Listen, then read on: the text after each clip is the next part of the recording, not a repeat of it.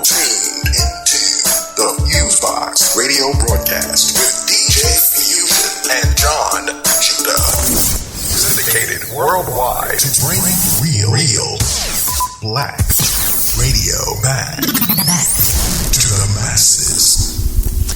All right, everybody, 1 2 1 2. What's going on? You're now in tune to another session of the syndicated worldwide FuseBox Radio Broadcast with DJ Fusion and Jon Judah. Since 1998, whether it's on your FM dial, internet radio station, podcast, or website, we're up in the mix bringing you a slice of what we call 21st century black radio to the masses. A diverse mixture of old and new school music from all over the black diaspora, hip-hop, soul, funk, jazz, reggae, etc., as well as news, commentary, interviews, and all of that good stuff. You got myself on the mix and commentary and DJ Fusion. You got my brother on the side, Jon Judah, doing the same. What's going on there, Jon Judah? Yes, indeed. We are wide world. One love and much love to all. FuseBox Radio, just having a ball. What's the deal with you, Fusion? Doing pretty good. Just relaxing as much as one possibly can. It's been hectic even for the FuseBox Radio vibe as of late, but always happy to do the show, to bring you 3 hours of musical and mental stimulation, foot tapping, thoughts popping, all that good stuff. And trying to stay warm. Mom Nature is having a trip right now in the DC metro area. Had snow this past week. It's kind of cold, and April's right around the bend, so, I'm looking forward to putting away this winter coat, personally, but that's just me. But it's all good, can't complain too tough. I'm always happy for our listeners and our broadcast partners that give us the extra listeners that we currently have. Check out all of our wonderful broadcast partners at the syndicated FuseBox Radio link on our official blog, blackradiosback.com. It's been a bit quiet on the post of blackradiosback.com because there's going to be a big revamping happening in the next month or so in terms of content and stuff like that, so definitely stay tuned. But y'all know over there can always get the FuseBox Radio show direct on the web. And let me see here. And also, as always, you can reach the FuseBox Radio Broadcast weekly episodes on demand at any time via iTunes, Zune, Flycast, or TuneIn Radio. And you can go to our podcast website directly if you so choose at FuseBox Radio, FuseBox.podomatic.com. You can also go to the syndicated FuseBox Radio Broadcast site at any time at FuseBoxRadioOnline.com. And via the social networks, whether you're a Twitter head, a Facebook person, MySpace, YouTube, etc., all of our stuff ends with FUSEBOX, DIO, FuseBox Radio. So you can touch base with us on those outlets at any time. We'll try to get back at you as soon as possible. The only thing we ask is to keep it respectable. Don't keep it respectable with us. We definitely won't with you. That's just how it is. So, we're grown here, and, nobody really has time for a whole bunch of nonsense. And that's how it is. And also for our music people, you can check out FuseboxRadioOnline.com or BlackRadiosBack.com and find out how to submit music for the show. Independent or major label, it doesn't matter. We just ask that the content is clean in terms of being FCC friendly for our different affiliates. And of course that it's dope. This is not a living iPod. We're not playing stuff just because. That's just not how the FuseBox Radio rolls. So we got our quality control in full effect here. And for those who know how the FuseBox Radio is, we do have outlets that are tracked via Mediabase and BDS and all of that good stuff, as well as, Sound Exchange for my people who got their publishing tight. And, ASCAP and BMI and stuff like that. Some of our outlets do, scan those plays. So you got it together right, and we can hopefully be a part of your musical movement, as it were, in terms of making stuff happen, besides, of course, getting to the most important people in the first place, which are the listeners. So, again, deeply appreciate all of y'all worldwide and internationally. Shout out to our writing affiliates over at Oh Hell No Blog and Planet Ill. Definitely appreciate them. And they have a lot of great content besides my random babblings on those sites as well, whether with Planet Ill with Indecent Exposure or with Oh Hell No Blog being part of their awesome music staff for the New Music Tuesday music reviews. And once honestly some good mixtapes start dropping, Mixtape Mondays. It's been kind of on hiatus for a minute because mixtapes, no offense, have kind of sucked the past month, and I don't put on whack mixtapes on Mixtape Mondays. So, if you got a hot mixtape, hit up the blackradioisback.com or FuseBox Radio website, let me know. And we can get that back in motion. I'm just not beat to write about whack stuff, sorry. It doesn't work. That's not the FuseBox Radio vibe or brand that people expect. So, anyway, I know I'm rambling a little bit on the promo end, but just got to get that done. Shout out to our people over at DC Fit Week. You can go to dcfitweek.com. We were one of the sponsors of that great week of events for people's physical, mental, and financial health in the DC metro area. They still got a lot of great free trial coupons and discounts and stuff like that, and all that type of thing, and some good articles. So big ups to all of them. That was pretty much why people were kind of incognito, as it were, the past week running around to those events. And the month of April, man, the FuseBox Radio is going to be damn near everywhere. I know both Judah and I are going to be hitting up Jersey at different times. I'm going to be at the National Conference for Media Reform that Free Press is holding. Shout out to the Free Press family. They are, we play their Media Minute segments and stuff on the show. And that should be an interesting event. So Bostonians, if y'all are in the listening range, at least let us know where there's something good to eat. I've never been to Boston. I have no idea what the hell is good up there. So, I need more than Cheers and, accents you see in movies and stuff like that. So, let me know. Let me know where the Negroes are in Boston. No, but anyway. Well, actually, yeah, but no. But anyway. Let me see here. Going to be in Baltimore the weekend after for Startup Weekend. All my business-minded people might want to definitely check that out, startupweekend.org. And then in DC on the 23rd, the folks of Lipstick Revolt and DC Rap are going to be having an event in DC. It's going to be over 12 hours of different female DJs, MCs, dancers, and all other types of good stuff performing and doing their thing, and it will be for free over at the Wonderland Ballroom. So, I'm going to be getting the spin on over there. And there might be something at the end of the month, maybe. Don't know, but the FuseBox Radio will be in full effect somewhere, someplace, sometime. So, people who are like, y'all ain't really been traveling lately. Yeah, well, April and maybe June are about to be a B blank CH on the travel end. So, hopefully, because again, we're FCC regulated, I can't say the word, especially the way I would like to, but it's all good. But, yeah, we're going to be all over the place for the next few months. So if you're not in DC Metro or New Jersey Metro, where you might peek us every once in a blue moon, we're going to definitely be out there. And it should be fun. So shout out to everybody who we're getting involved with on those ends. And, if you want us to DJ at an event or run our mouth at a panel or whatever else, hit up the FuseBox Radio online or blackradioisback.com site and the contact information. We'd be glad to try to see what's good and hopefully work something out and make some awesome things happen. And let me see here. I think that's pretty much it on the FuseBox Radio end of promo and babbling and stuff like that. Let's see here. We got a lot of stuff going on this week's show. We got brand new Direct Effects segment, brand new Black Agenda Report with Glenn Ford segment. Shout out to that entire crew. We got a new, Black University Radio Network Direct Effects segment. Shout out to Lamar Blackman and all of them. And we also have an interview on this week's show with the author of Empire State of Mind, a book about Jay-Z's business moves as a hip-hop head. And it's a really interesting book, nice and short. Both myself and Jon Judah interviewed the author, Zach O'Malley Greenberg, who, due to the wonders of Twitter, actually reached out to us about getting an interview on there, which is pretty sweet. One of the reasons why that, besides being kind of a tech dork on my end, I like stuff like that.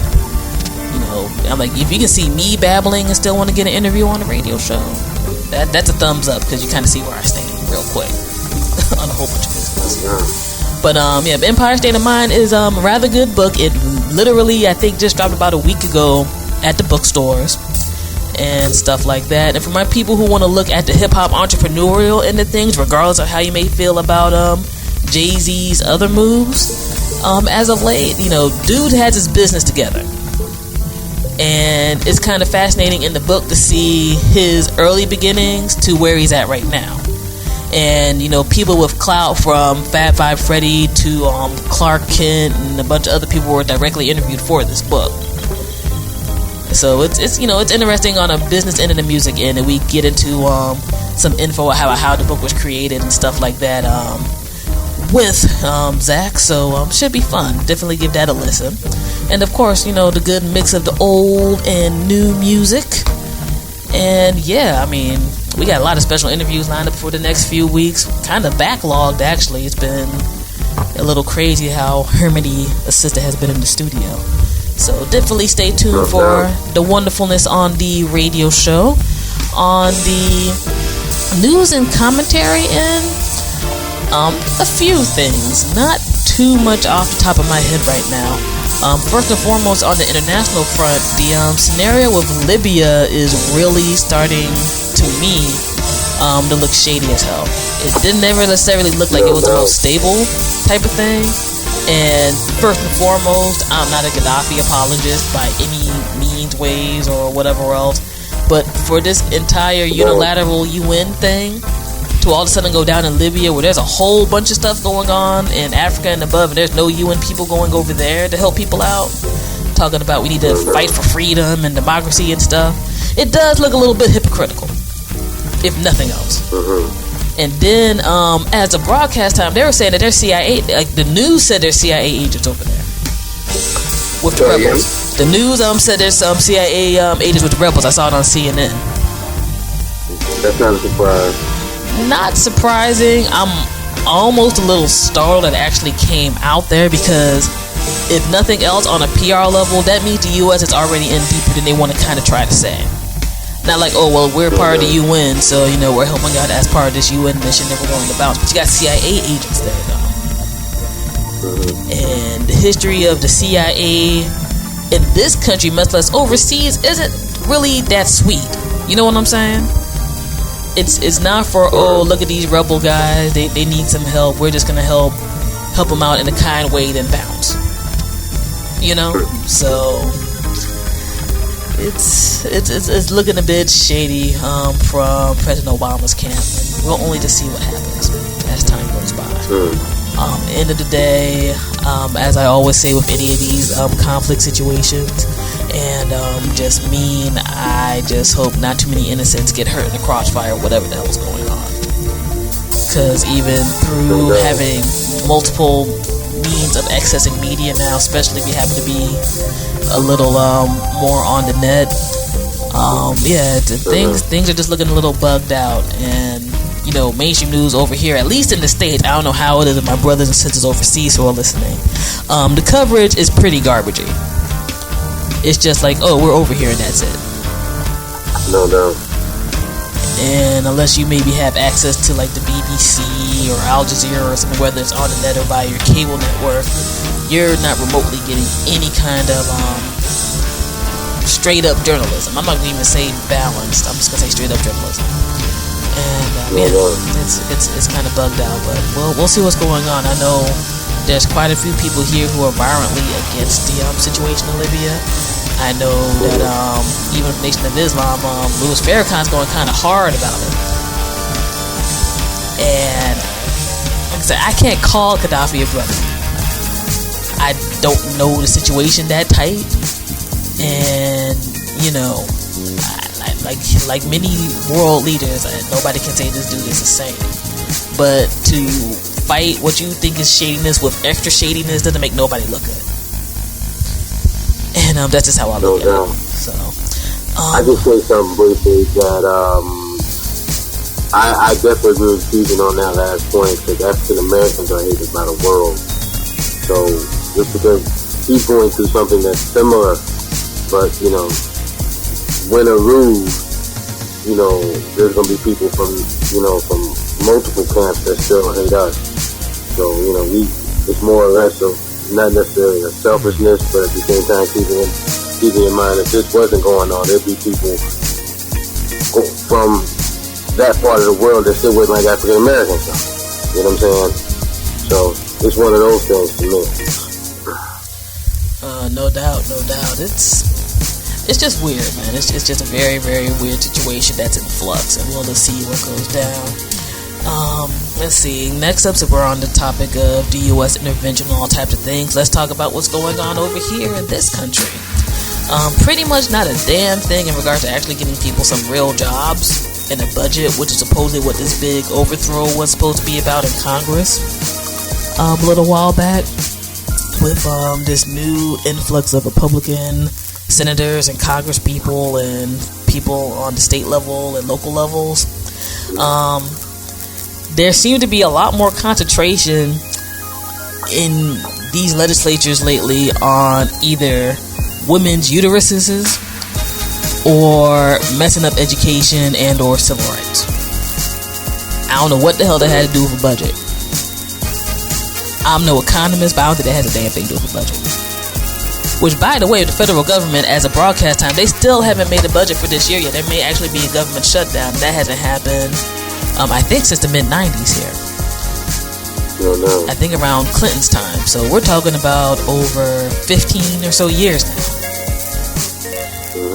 Like, people will bug out about NPR and stuff like that, but they won't balance a freaking budget that makes the entire nation run. Like, states can't do a damn thing without a lot of that federal money. Most of their stuff is federally funded and based. And to see people who are supposed to be about helping out Americans as a whole, like, nitpick over dumb-ish, I had to censor myself, luckily, because I was close to not censoring myself. It's foolish. Like, people are screaming about NPR and Planned Parenthood and who should and shouldn't have an abortion, which, quite frankly, I think is a private matter more so than the state. That's why we had Roe versus Wade way back when in the first place. That's between that man and that woman, and they higher power they deal with. And secondly, I think all this stuff where people are trying to go at abortion, it ain't gonna stop people from having no damn abortion. And nobody's trying to advocate sex ed, so it's really backwards. And then for those who want to care about lives when they're born, you know, you're cutting out stuff like Head Start and other programs that help out kids, or institutions that for people who might not have a whole lot of money to get care for those kids. Or, by the way, we don't want them reading certain books now because it messes with our ideology. But that's real history, but we want our kids to innovate against the rest of the world. You know, like, cats, like, I don't know what's going on. Like, some people may say that people are evil, some people may say they're deluded, some people may just be doing everything possible just to be like, we don't like Negroes in the White House, so we're just going to be contrary about everything. I don't know. All I know is that it's really stupid and it's counterproductive and nobody's being helped. And all these people who, you know, maybe because they have certain fears of change and all of that, are still trying to act like they're 40s loons who are in office, they're going to get a rude awakening when, you know, stuff gets worse. Gas is already high as hell. Employment situations, you know, are rugged everywhere, but especially rugged in certain places. I was just talking to Sky over at Skyhook Radio. Shouts out to her and our Ohio fam over at Oh Hell Nah blog. And, you know, she was telling me how rough it is around that way. And, you know, this is a sister who has mad qualifications and stuff like that. And it's like, you know, she was like, people can't get gigs at the Walmart no more because it's that critical. You know what I'm saying? And you have situations where you're like, your state should be concentrating on stuff like that, not taking away stuff from unions and nitpicking on small stuff, but y'all can't get a budget together. You know, you got places like Detroit that right now are talking about having 50 to 60 kids in a classroom at a time, which really isn't that conducive to learning, because they're talking about budget cuts and other type of stuff and closing down schools. And it just goes on and on and on. And I think this, as a human being, much less as a member of the hip-hop generation, that's going to have to deal with even more of the after effects of this crap in 15 to 20 years. People need to really look at this and take it serious, yo. It's not a game. It's not a game. Now, I'm sure most of us don't got no private school money, or maybe can't afford to homeschool right now. Who knows? In terms of, you know, getting your kid right. and just seeing a system fall apart is some nonsense. And we got to do a lot of stuff from talking to probably having to take it back to the streets again, quite frankly, because the only reason why half of this nonsense is even happening is there's a bunch of people who aren't doing a damn thing. Oh no. And power only reacts to power. And to even had to talk about stuff like this on the show, like with seriousness, like there are people who are still on that birther nonsense with President Obama, talking about he can't be president. He has to be from, like, I don't know. I'm waiting for a cat to say that he's from Mars or some nonsense now, because it's just getting retarded. There's a literal African American in the White House. It's been over 2.5 years. People need to deal with it. You need to deal with it. This is not a pod person. You know what I'm saying? A dude who's mad middle of the road who played your game is in the White House. Get over the fact that he has melanin. And his kids have melanin, his wife have melanin. They apparently seem to have more of a stable family life than some of these senators and congressmen who are talking all this crap in the first place and doing nothing. That's just me. I mean, the Palin family has more stereotypical stuff on them than the Obama family does. And you're hearing this from somebody who's not really ideologically with quite a few things that has happened lately. But when you have, like, people who are trying to run for 2012's presidential campaign, from Donald Trump, who's just a blowhard anyway, on down, trying to talk about, we don't know where he's from. What's up with his birth certificate? Really? Is this the issue we have right now? You know what I mean? Gas in the past 3 weeks has gone about 50 freaking cents. At least where we are in Maryland. At least where I'm in Maryland, I should say, more so than anything. Like, I know from driving around and doing my daily commute, every day the gas was creeping up price-wise. And people are still trying to nitpick on that. Like, I'm not saying that people got to be in love with homeboy or nothing like that, but if everybody's supposed to solve problems or try to solve problems by their own ideologies, solve some for real freaking problems. If you want to nitpick on that when stuff is a little more calm here. And honestly, some of my famous and other hip-hop heads need to be ashamed of themselves for not acting like they care either. You ain't gonna have money forever, yo. You ain't gonna be shielded from stuff forever. When you get treated back on the street like you some regular cat, you can't be like, an injustice has been done to me then because you weren't doing nothing before. But yeah, that's my ramble. Oh, and one more last thing. Speaking of Donald Trump, I thought it was hilarious this past week that he was talking all this stuff on The View and other places about Obama and trying to ride that birther wave. I guess trying to get that particular audience for his nomination. And he gets a document out where he's like, here's my birth certificate from New York, and it wasn't an authentic birth certificate. I thought that was cosmically hilarious. So I'm like, okay, so where are you from, sir? I mean, your hair looks funny. We don't necessarily know if that's real freaking hair, but where are you from? Because apparently this is the routine that everybody had to go through to show their stuff, and you wanted to make a big deal and brag about it. And we're in the net age, so people research like, well, you didn't go to this particular place, so that's not your authentic birth certificate, okay? But nobody's gonna say a rich white dude ain't from America. You know what I'm saying? But this Negro is, because he's just too damn bright to make it up there.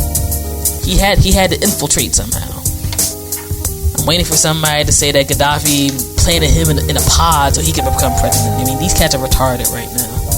I honestly respect people more, like, stop using socialists and Islamists and all that, and if they just call them the N-word and call it a day. Could they be honest? All this roundabout stuff make me sick. I'd rather just somebody be like, I hate that women have more rights now than they used to back in the day when they lived in an idealized time. I hate that Negroes and Latinos and Asian people and other people got rights. I hate immigrants, and I hate the fact that colored people and women know how to read more. Just say it. I personally would feel better. I mean, I'm different than most of them. I'd like to see the snake in its fangs so I can know what to do with. But I don't know. We're getting ridiculous over here, and nobody wants to cross the border. if it gets too stupid, but catch it retarded. But I don't know. Anyway, anyhow, it's all good. It's all dandy and fine. And not too much pop culturally I can think of this week. Not too many awesome albums dropped this past week. I already bigged up Pharoah Monch's album last week. Still very good album. Still artistically creative and awesome. I don't know if I mentioned Marsha Ambrose's new album that dropped a little while ago. That's an awesome album too. She actually did she wrote Butterfly for Michael Jackson. She had a nice cover of that on her album. Kind of had a nice little boom bap to it. A little surprised it's not a single yet, but I'm sure it will be in the future. And I don't know. One more quick note. Honestly, black people and people in general need to stop being so damn scary about everything. Cats are scared to put out their opinions about anything right now. You could be like, I like Rice Krispies more than Frosted Flakes, and somebody be mad about that. Like, they about to have a headache about it. Like, Diddy likes Frosted Flakes. Like, I don't give a beep if Diddy likes Frosted Flakes. Can I have my own opinion, please? Damn.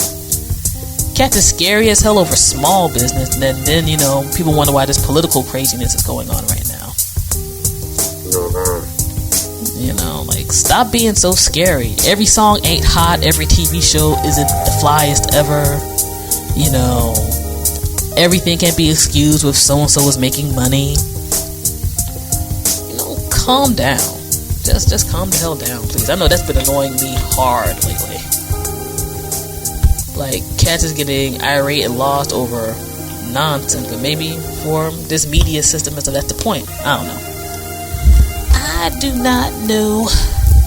Whatever. Oh, lastly, I saw a dope documentary called Inside Job. Check it out.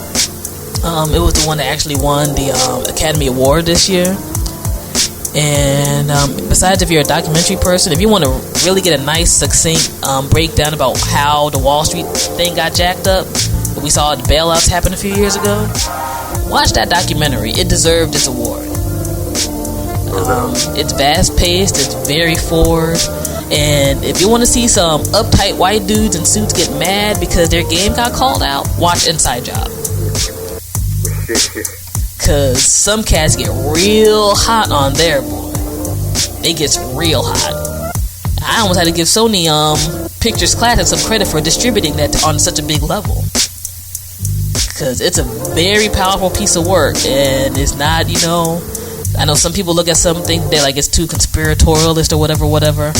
It's, it's on some just the facts, ma'am type of stuff. And the facts are grimy and nasty. So give it a watch. It's entertaining. Besides having the educational and stuff. Also, on that end, I peeped this weekend too. Check out Black Swan, man. Natalie Portman was a crazy broad in that movie. And I'm not into ballet at all. I'm very anti-girly in that way. But ballet looked like wrestling in that movie because it was just that intense. And the storyline itself is good. So, you want to see a white chick go crazy? Watch Black Swan and see what's going down. But yeah, that's my mini movie reviews for today. And yeah, that's about it, man. I'm ready to get into this music, ready to get into this interview with Zach O'Malley Greenberg and his fly book Empire State of Mind, breaking down Jay-Z's business stuff, all of our segments, and yeah, ready to get some feet tapping right now. I've been babbling too much at this moment. Hope everything gets warm by our next show, and that we're into real spring weather here in the eastern United States. And definitely stay tuned to us at this outlet and beyond, and hopefully whether it's in Boston or Jersey or B-More or DC the next few weeks, we get to see some of you listeners live and in full effect. We're cool people, we're friendly, come respectful, we come respectful back. And yeah, people can chop it up, talk, have a good time. It's all dandy, and it's always nice to check out listeners of the show in full effect, or people off of the internet, because as people know, I'm on the Facebook and Twitter relatively often, and it's kind of nice to be like, hey, that's not your picture, there's a real person here. So I like seeing people. That's just how it is. And Judah likes seeing people, and we're cool folks, you know what I'm saying? We don't look crazy. most of the time we aren't crazy in a detrimental way. You might be a little energetic sometimes, but I can't front on that end. But yeah, it's all good. So again, people in Boston, National Conference for Media Reform, we all happen to be around that way. You can go to freepress.net. They have a logo for it if you want to check out their information. I think they're still taking the last round of registrations at the broadcast time. It'd be awesome to see you. Paul Porter, who we interviewed a few weeks ago of Industry Years, is going to be in full effect over there. Davey D's going to be over there, and a whole bunch of other good folks. And if you want to know what's going on with this media thing and maybe why it's so jacked up, it's a good event, and we'll be tweeting from there live and videotaping and stuff like that. So we'll have some footage from that, and it'll be deep. It'll be deep, but it ain't gonna be too academic-y or crazy or anything like that. We don't like making people go to sleep on that type of stuff. So, but yeah, man, got a lot of good new music, a lot of good old school joints. Jon Judah got the ill set up behind me, ready to go on his set. And y'all know how we do. Black radio continuing at its finest tradition here in 21st century. This is the syndicated FuseBox Radio Broadcast. DJ Fusion and Jon Judah. Alright. Peace.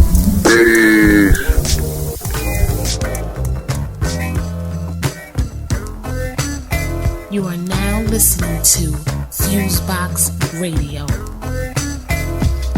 I write rhymes for rehearsal, but first chill, I got a little story to tell ya. How I almost caught a bad one. Add one to the list of 2001 stupid things to do. I had crew when they stepped at a party, hardly even known. I own a Smith & Wesson, but it's resting at home in a shoebox. They see crews shot, so they wanna step and take the rep I got. I say, wait a second, check is on my coat for a check. They must be imagining that I'm money in the bank, they'll get spanked. Cause I'm not the I got bigger brothers waiting in the bushes to mush kids. I talk when I wanna talk, never silence. Violence erupts when I clown ya. Catch a beat down, yeah. Cause I never back away from even if you got a pistol, I dare you pull the trigger. But that's suicide. Either you must die or I must, so I must be. Cause I'm guilty of being in the wrong place at the wrong time. Coming at you in the wrong state of mind. I'm now in a hurry, a power and a flurry. A bullets come speeding by. I need them die. I gotta make tracks and take back my words. I eat them, cause everybody knows I didn't beat them. Being in the wrong place at the wrong time. At the wrong time. Being in the wrong place at the wrong time. Being in the wrong place at the wrong time. Being in the wrong place at the wrong time. I'm out on the town. I don't frown at people cause they tend to get offended, and then the heat will be on my. I got class, never out of line, cause I am standing here without a nine. Pistols, I wish will not blast me. Task be circling corners, looking for warners. You know the brothers, me and you. We didn't do, but we get hassled because we cook and we rollin'. This is my car, it isn't stolen. I hope you catch a slug straight in your colon. When you're walking the beat, I bet you got a sheet hanging up in your closet. This lost. But there's two laws to follow, you know. There's laws of the city and the laws of the ghetto. I go to clubs with a smile on my face, just in case looking wanna wild in the place. Cause of jealousy, well it's me, only me. Walking and popping that's who the phonies be. Keep it one night and you'll see it, it's quite clear. Since we all know now, that's why we're never in the wrong place at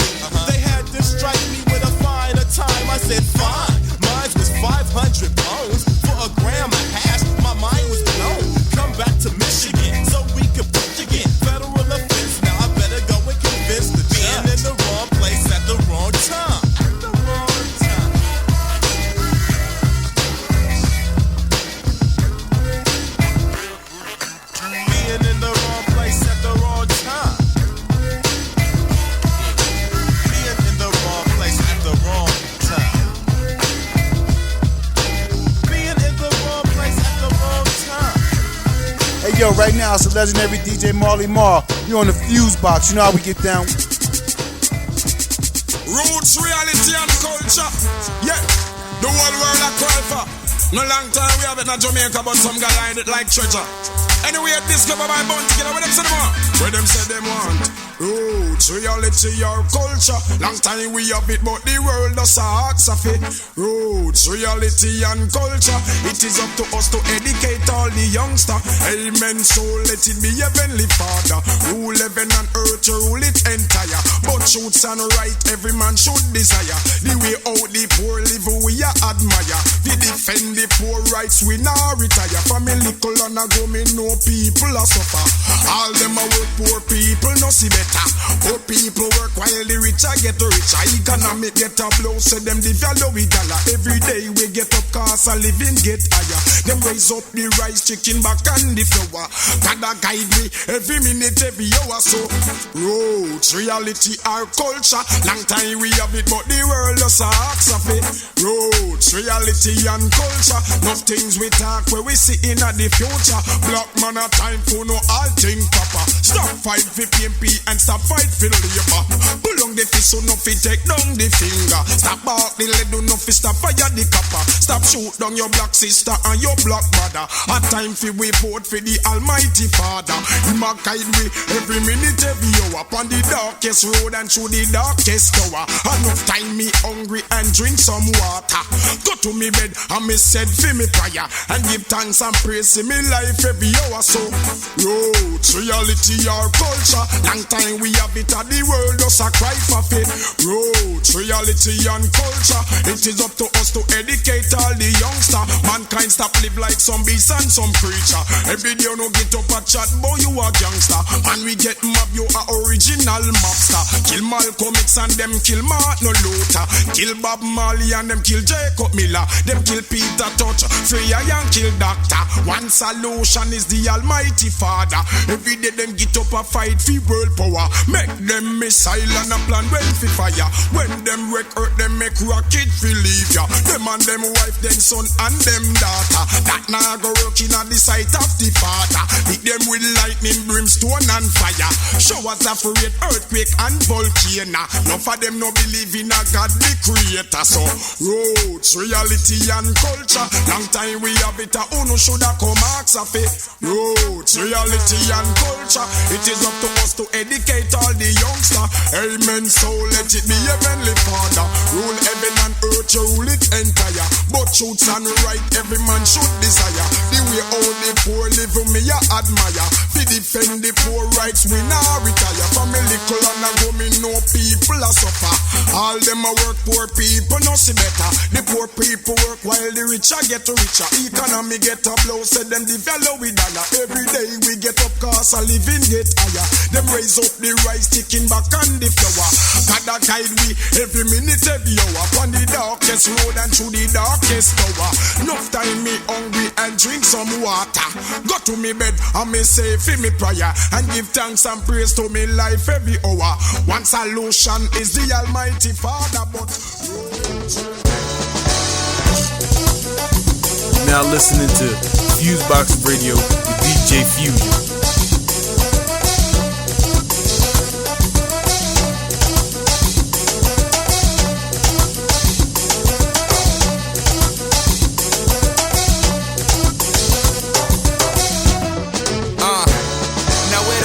Man, we the man with the medicine. We just trying to know what kind of state your head is in. We might have to change it from the state that you medicine. All we ask is trust, we just hoping you let us in.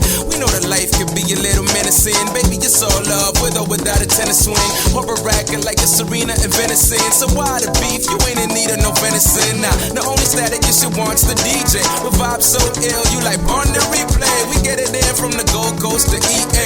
Mogadishu back to the Bronx and BK. With Brook on calling Dr. M. Manifest, you will not be needing that medicine. Cabinet, this won't be your usual prescription. Gotta be an orthodox when you're the doctor for the human condition. All hail to ARM. You're now dealing with some African medicine men. To all the soulful folks, the women and men, we welcome you to the world of medicine men. Hey, hey, medicine man, medicine man, medicine man, medicine man, medicine man, medicine man, medicine man. Hey, hey, hey. God is soul medicine. More better than sun rays, kissing my melanin. Always in my element, even when I'm hella bent. So funkadelic, Judge Clinton, the parliament. So pharmaceutical, no Advil or Tylenol. Bullheaded matador, tell me you ain't mad at all. Me, I'm rarely ever tongue-tied. Moonwalk so much, the preachers say I backslide. But I'm just on it high, never ever shucking job. Do you want static? We can take it outside. Spoonful of herbs I serve for you black nerds. Good for the spine, for the mind, and calm your nerves. So lay, lady, lay, let me soothe ya. Step into my crystal ball, glimpse into your future. Juju or voodoo, ain't too much difference. Medicine, men, heal wounds with an ink. All hail to ARM. You're now dealing with some African medicine men. To all the soulful folks, the women and men, we welcome you to the world of medicine men. Hey, hey, medicine man, medicine man, medicine man, medicine man, medicine man, medicine man, medicine man. Now if you're here to be treated, please be seated. We got what you need the moment you need it. You just gotta open up your soul to receive it. This is not a religion, but you better believe it. Musical Viagra, use it in the Jaguar. Whether you Grey Goose up or sipping aqua, it's the hereafter. Keep it stepping like campus. Rashing your thoughts, eat your words like tapas. Rappers who highlight Africa on the atlas need not rehearse with this profession that we practice. Natural enhancers, soothing to the tissue, and we keep it official where the rest are artificial. Black to the tissue, issue, petrified. We can reconstruct like gentrified housing. Certified mountain, organized medicine men, Highlanders, immortalized. All hail to ARM. You're now dealing with some African medicine men. To all the soulful folks, the women and men, we welcome you to the world of medicine men. Hey, hey, medicine man, medicine man, medicine man, medicine man, medicine man, medicine man, medicine man. Hey, hey, hey.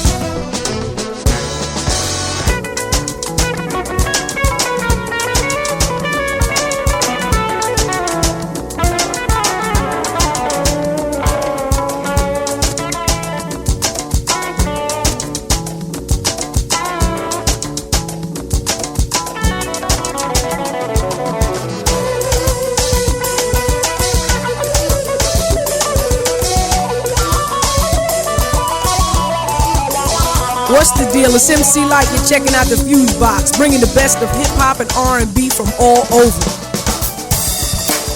The hottest, DJ Fusion. Take me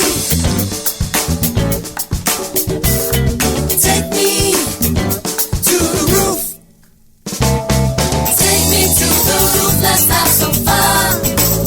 It's time to party. Time to party. Everybody come on. Everybody come on.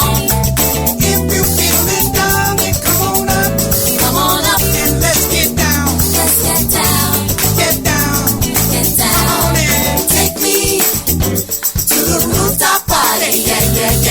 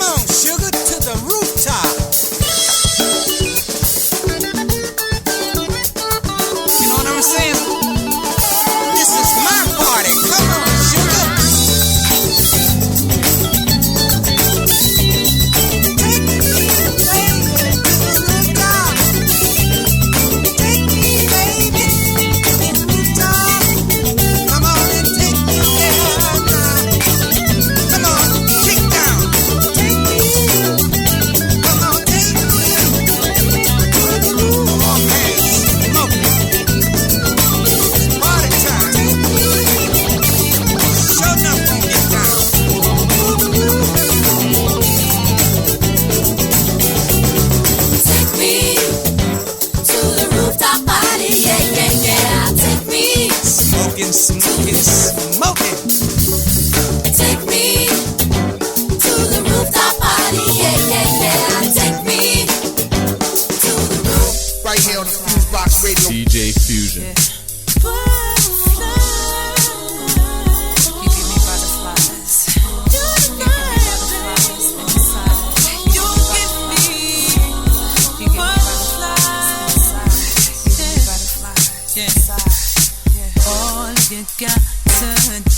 Is just walk away and pass me by.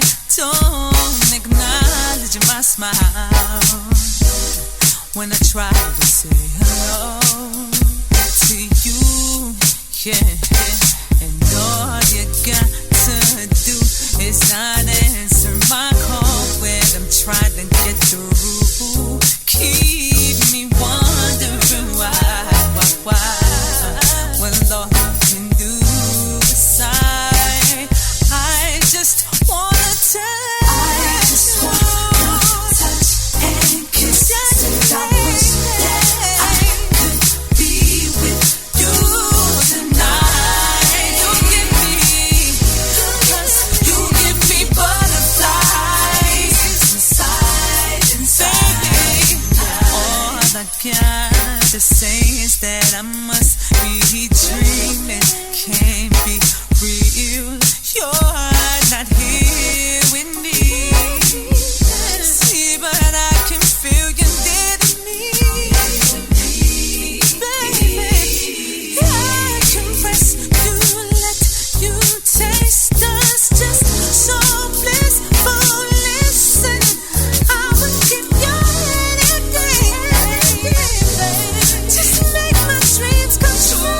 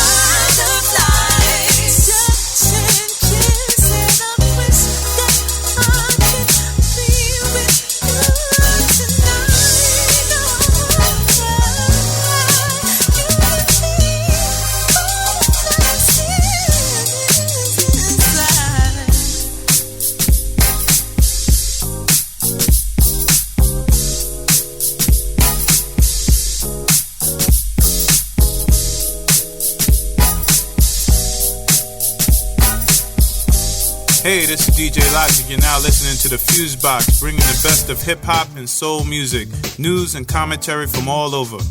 The corporate news media greeted new census data detailing the drastic and general decline of black populations in center cities, as if the phenomenon were somehow a vindication of the American dream, a cause for celebration.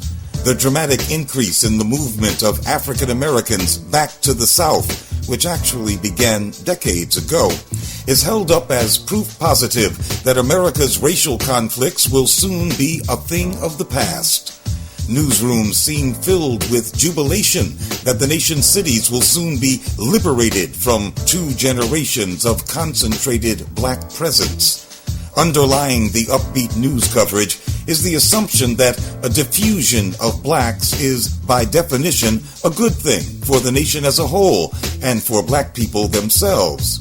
It also assumes, against all relevant evidence, that this mass movement of black people from New York City, Chicago, Philadelphia, Los Angeles, Detroit, Oakland, and so many other cities is totally voluntary, that economic pushout has played no major role in emptying the cities of blacks and sending hundreds of thousands down to Dixie.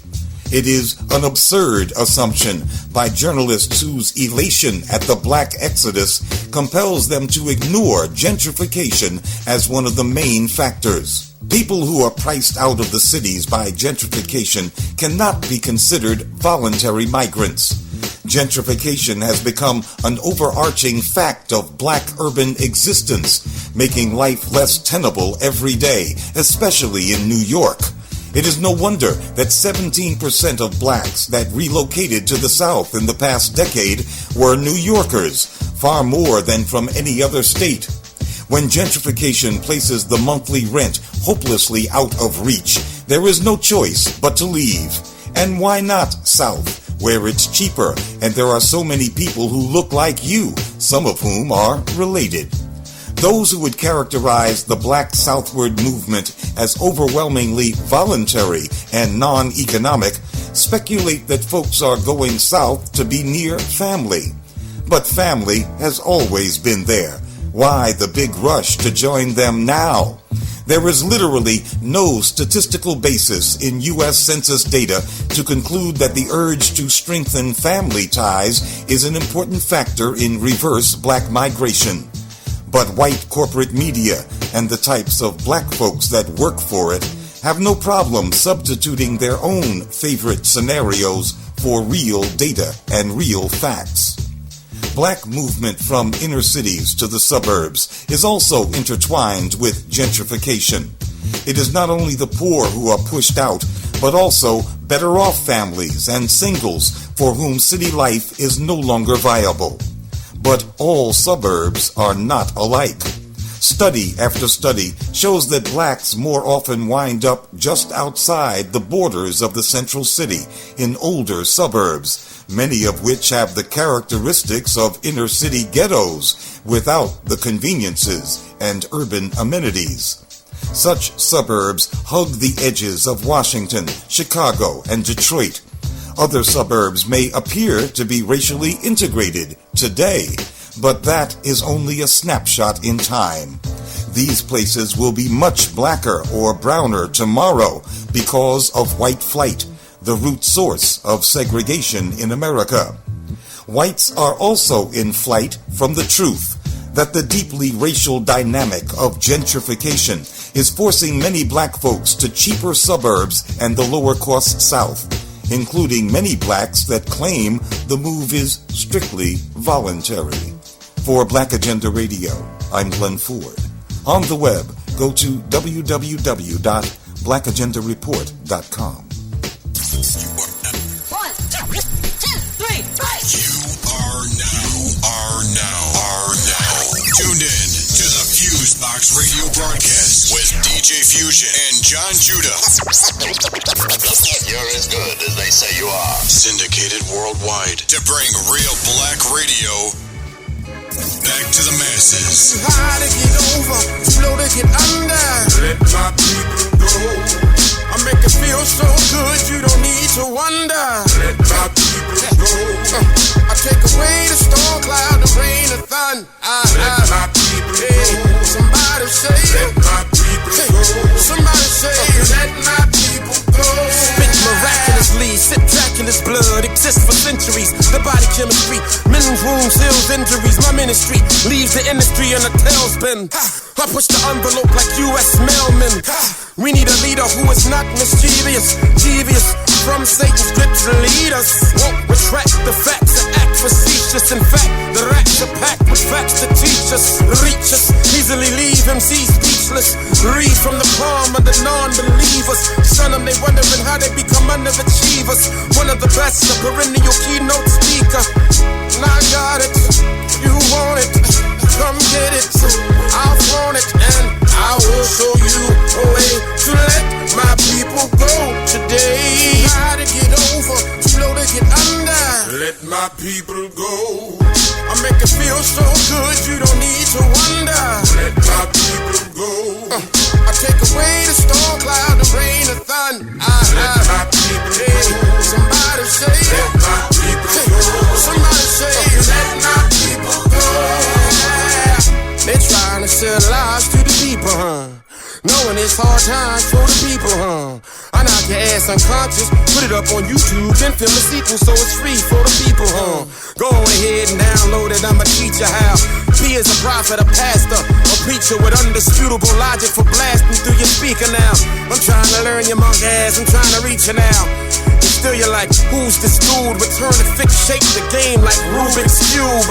Chick sees brolic now, ruthless too. Spit the gospel on wax, what he chooses to do. Damn, open your eyes, man, you've been bamboozled by the usual plans. Hit up the middle like Stan Musial. If y'all are telling me today's music is suitable and appealing, and I'm telling you the feelings are not mutual. Too high to get over, too low to get under. Let my people go. I make you feel so good, you don't have to wonder.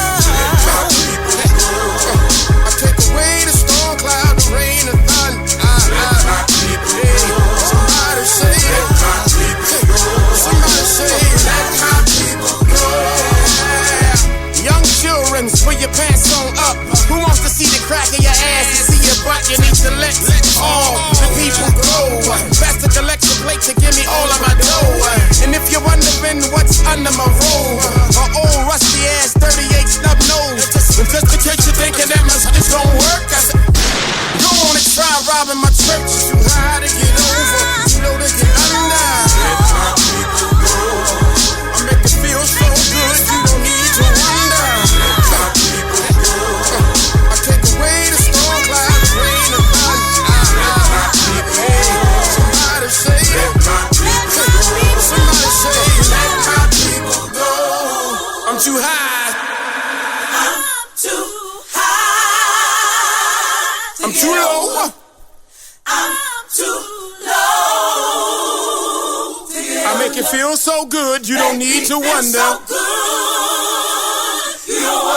Let my people go.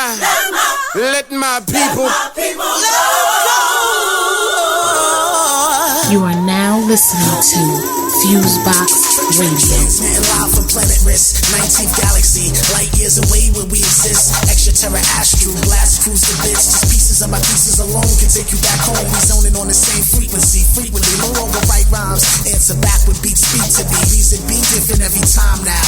Critically acclaimed with fame for these divine sounds. Calm down, there's much more where that came from. Move around the global, still touched by that same sun. Channeling the healing energy, connections to symmetry. Join forces to bring change to the same thing tremendously. Endlessly we search for love and peace, only to meet the obstacles dropped through by the beast. You can never ever cease what's meant to be. Eventually it's my shine for centuries, blended with the future beats. Calling in the energy of peace and prosperity. We channeling, zero pressure increases the measure. We channeling, calling in the energy of love and greatness. We channeling, everything shall manifest, just be patient. We channeling, focus on the energy flows, not a measurement of intellect. It's dealing with the spiritual introspect. Intercept negative thoughts and throw them far. You can't get inspired, God, sitting at a bar. Nah, we move on the advanced mental stencil, pencil, drawing out trials and tribulations he been through. We send you, ended to the first step. Looking back to move forward, the ill verse kept him on a path of greatness and prosperity. Apparently, it's evident by the way he spoke so intelligently. Hesitantly, shit the best jewels. Too many places to name, young minds he rescued. No suffocation from a test tube, we breathe easier. Androids love the jam, boy, turn your speakers up. Guidance supplying whenever needing us. Robot robbers in the future of the sound you trust. Calling in the energy of peace and prosperity. We channeling, zero pressure increases the measure. We channeling, calling in the energy of love and greatness. We channeling, everything shall manifest, just be patient. We channeling, calling in the energy of peace and prosperity. We channeling, we channeling. Zero pressure increases the measure. We channeling, calling in the energy of love and greatness. We channeling, everything shall manifest, just be patient. We channeling.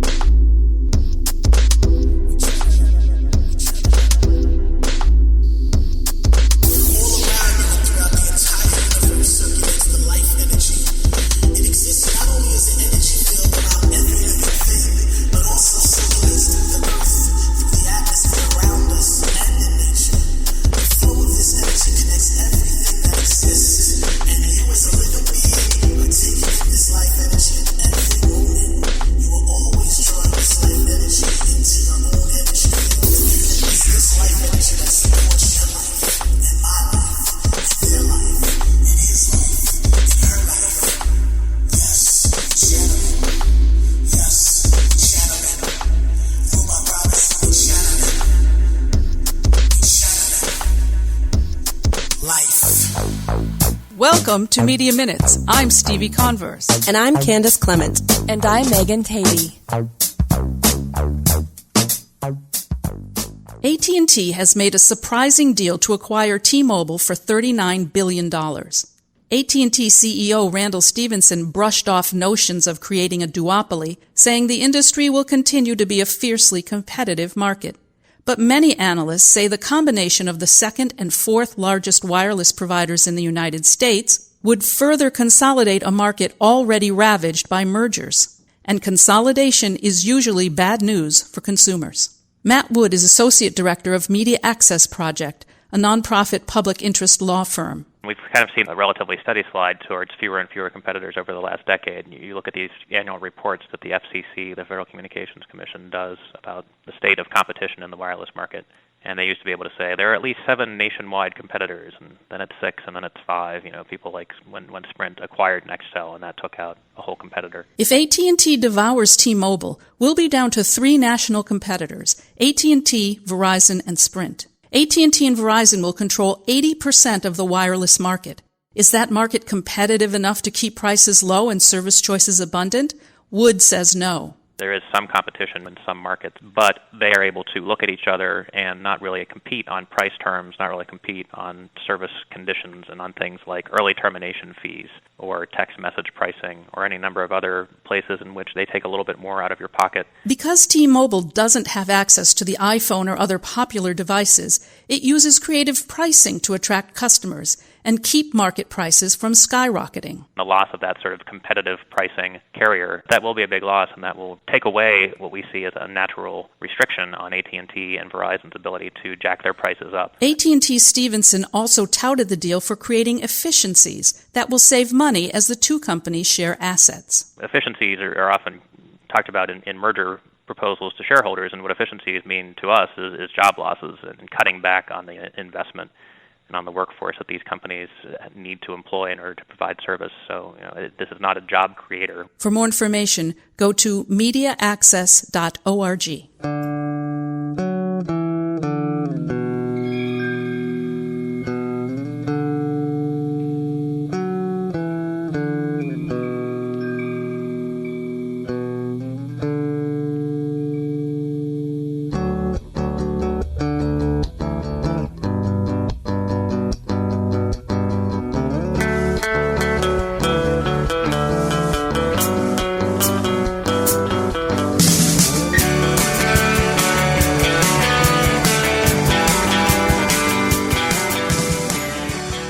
How are community media projects faring with the digital transition?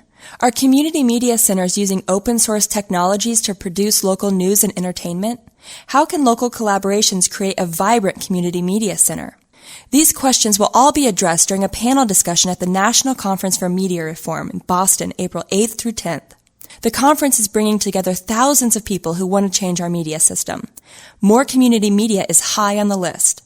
This panel will feature the pioneering work of community media projects that are responding to the challenge of the digital transition. Panelist Martha Fuentes Bautista is Assistant Professor of Communication and Public Policy at the University of Massachusetts Amherst. Right now we are working on how to bring community into the media. And I think that this is the future of media localism and diversity.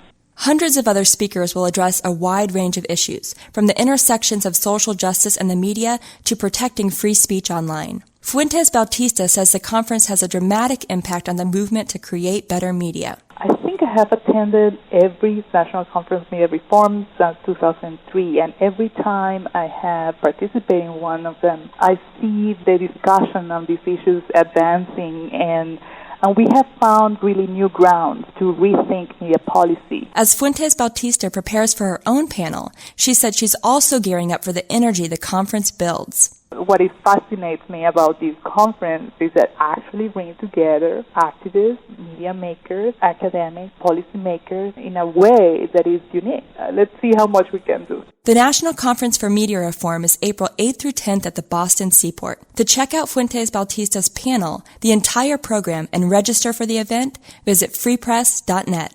You've been listening to Media Minutes, a production of Free Press, a national nonpartisan organization working to reform the media. For more information, visit freepress.net. I think I'm just gonna be chill today.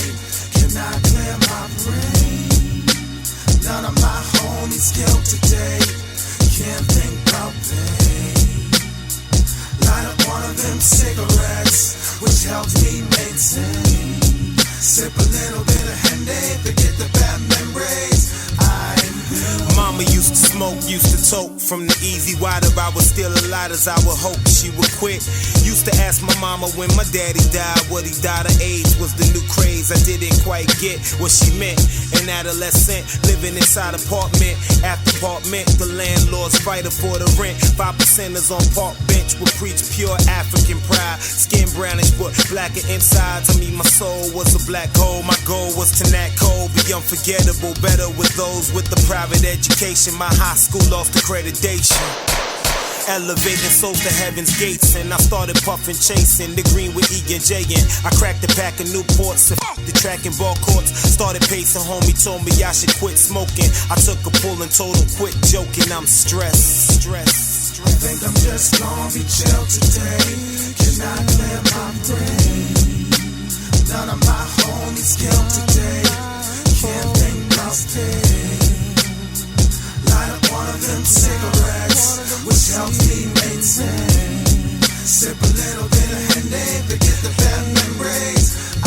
Hey yo, I probably smoke more weed than Snoop Dogg. I spent a whole lot of loot, y'all, just sitting on the stoop, y'all. Up on 1545 with my me, Smooth, Boo Bang, Big Shaq, and Brimmer.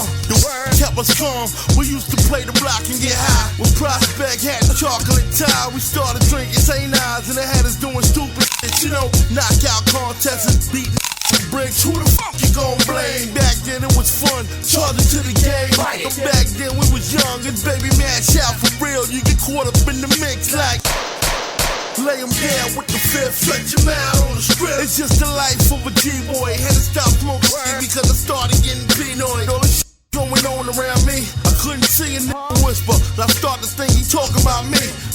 Cause here in New York, life's too short. And I'm stressed out, so I just get a pack of Newports. Cause the word was fun when it was young, but it's not fun no more. Homie, you niggas getting old, so I just walk up the stove. I think I'm just gonna be chill today. Can I clear my brain? None of my homies killed today. Can't think about pain. Light up one of them cigarettes, which helps me maintain. Sip a little bit of Henny, forget the bad memories. Wifey about to leave, I deceive. I'm a fucking liar, she couldn't believe she married a piece of shit. She carried my seed 9 months in the cypher, digging in my jeans, find a number from a bitch. I know I shouldn't call you a hoe, but shit, like I said, I ain't shit. Trying to be a pimp like Ice-T and Easy. See me walking with a limp, quick to screen obscenities, grabbing my habits would switch on the corner Rex, would spit the raps, but home I was Coco with the big ears and ass. Popo would roll through the hood with the sirens and the Damn, now a mother crying, wipe the tears from my eyes and pray. No more dying, summers get cold, but in winter temperatures rising. The Surgeon General say it's best if I quit smoking. I roll my eyes, tell them quit joking, I'm stressed. There's no other thing that makes me feel at home. Lucy's always there for me when I was all alone. Lucy's, you was down when I was hustling for the door. This is Milk D. Right now you're listening to the FuseBox Radio with DJ Fusion. I gets money. Hey, hey, hey. Wow. Sizzla Kalonji alongside Anthony Red Rose. Hey, hey, hey, hey. Wow. Hey girl, your lonely days are all over. I'm Mr. Right and I made no pushover. Girl, I wanna be your number one lover. Between the sheets or under the cover. Girl, your lonely days are all over. I'm Mr. Right and I make no pushover. Girl, I wanna be your number one lover. Between the sheets or under the cover. Oh, yeah. Girl, me have the right thing for you. Girl, me have the right thing for you. Girl, I whole night I want you. Girl, I whole night I want you. Girl, when I see you, I get so emotional. Boy, I wanna get up close and personal. Boy. Hey girl, I love the way your body design. Girl, you're one of a kind. Won't you forever be mine, mine, mine? She want a man to put the love in her heart. Make she well comfortable and him there from start. She want a man to occupy her place, her space, and put a pretty smile on her face. She want a man to give her squeeze and hug. Middle of the night him a full of up a love. She want a man to surround her, yes, and put away her loneliness. Me have the right thing for you. Girl, I got the right thing for you. Girl, I whole night I want you. Girl, I whole night I want you. Hey girl, your lonely days are all over. I'm Mr. Right and I made no pushover. Girl, I wanna be your number one lover. Between the sheets or under the cover. Girl, your lonely days are all over. I'm Mr. Right and I made no pushover. Girl, I wanna be your number one lover. Between the sheets or under the cover. Top 12 for the sisters. Hey baby girl, I'm the perfect one. Don't get me, then you don't get one. Hey, baby girl, me not run down the hype. Yes girl, you're beautiful, you're my type. Baby girl, yeah, I want you to know I love your style and I love your flow. Baby girl, just be in my section. Get all my affection. Me have the right thing for you. Girl, me have the right thing for you. Girl, I whole night I want you. Girl, I whole night I want you. Hey girl, your lonely days are all over. I'm Mr. Right and I made no pushover. Girl, I wanna be your number one lover. Between the sheets or under the cover. Girl, your lonely days are all over. I'm Mr. Right and I made no pushover. Girl, I wanna be your number one lover. Between the sheets or under the cover. Always. Girl, when I see you, I get so emotional. Boy, I wanna get up close and personal. Boy. Hey girl, I love the way your body design. Girl, you're one of a kind. Won't you forever be mine, mine, mine? Me have the right thing for you. Girl, me have the right thing for you.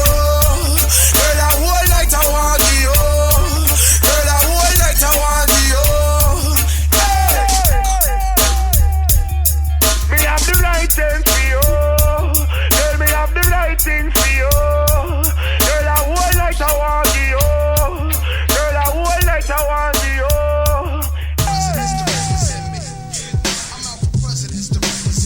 You're now listening to FuseBox Radio with DJ Fusion. We'll always spit that wonder rhyme clip. Me and my conglomerate shall remain anonymous. Caught up in the finest clique. Live out my dreams until my heart give out and ball with grave. You know exactly what this is about, what y'all mean. Handling since a teen, I dish out like the point guard off your favorite team. Without doubt, my life ain't rosy, but I roll with it. My mind was fine till the dough hit it and told me that the mo did it. And now it's kosher, things are so acidic. I blow a digit on the diamond in a minute, but no chickens. Watch how I'm walking, cause even the thoroughest brothers be knocking, trying to strike a bargain, hoping that they might get parted. Things I'm involved with got me pins and needles. And my cerebral bees, the wickedest evil thoughts that the sport to feed you. Beat back in the game so deep, things can catch ya. Freeze off my kneecap, can y'all believe that? Got the city drinking crystals, we up the feet. Players going broke, trying to keep up with me. My rise to riches, surprise the chickens, think harder. You know this brother, Jay-Z, Sean Carter, G.S. Stuck, Tree-S Stuck. Watch me shine like a brightly begat stuff. All rhymers forget it like Alzheimer's. Small timers, I said it, I'm addressing all drama. Talk to me.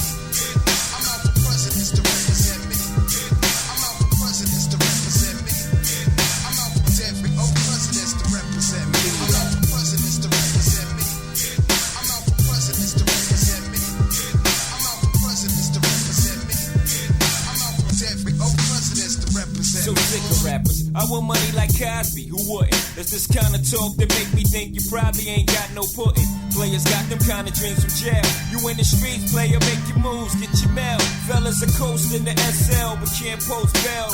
Roast the L, but scared to throw your toes swell. I'm here to tell fellas it ain't on swell. It's heaven, then it's hell, fella. One day you're cruising in the 7, next day you're sweating, forgetting your lies. Alibis ain't matching up, nonsense catching up. Here with the Rico, they repo your beat your code. Everything was all good just a week ago. About to start bitching, ain't you? Ready to start snitching, ain't you? I forgive your weak acts, hustling just ain't you. Aside from the fast cars, honeys that shake their calves and balls, you know you wouldn't be involved with the underworld dealers, carriers of Mac Millers, East Coast bodyers, West Coast cat pillars, little monkey cats turn gorillas, stopped in the station filled up on octane, and now they not sane and not playing. That goes without saying, slaying day in and day out with money playing. Then they play you out, trying to escape my own mind, lurking the enemy, representing infinities with presidencies, you know. Every old president's to represent me. Every old president's to represent me. Every old president's to represent me. Every old president's to represent me. I'm out for presidents to represent me. I'm out for presidents to represent me. I'm out for presidents to represent me. I'm out for presidents to represent me. I'm out for presidents to represent me. I'm out for presidents to represent me. I'm out for presidents to represent me. I'm out for every old presidents to represent me.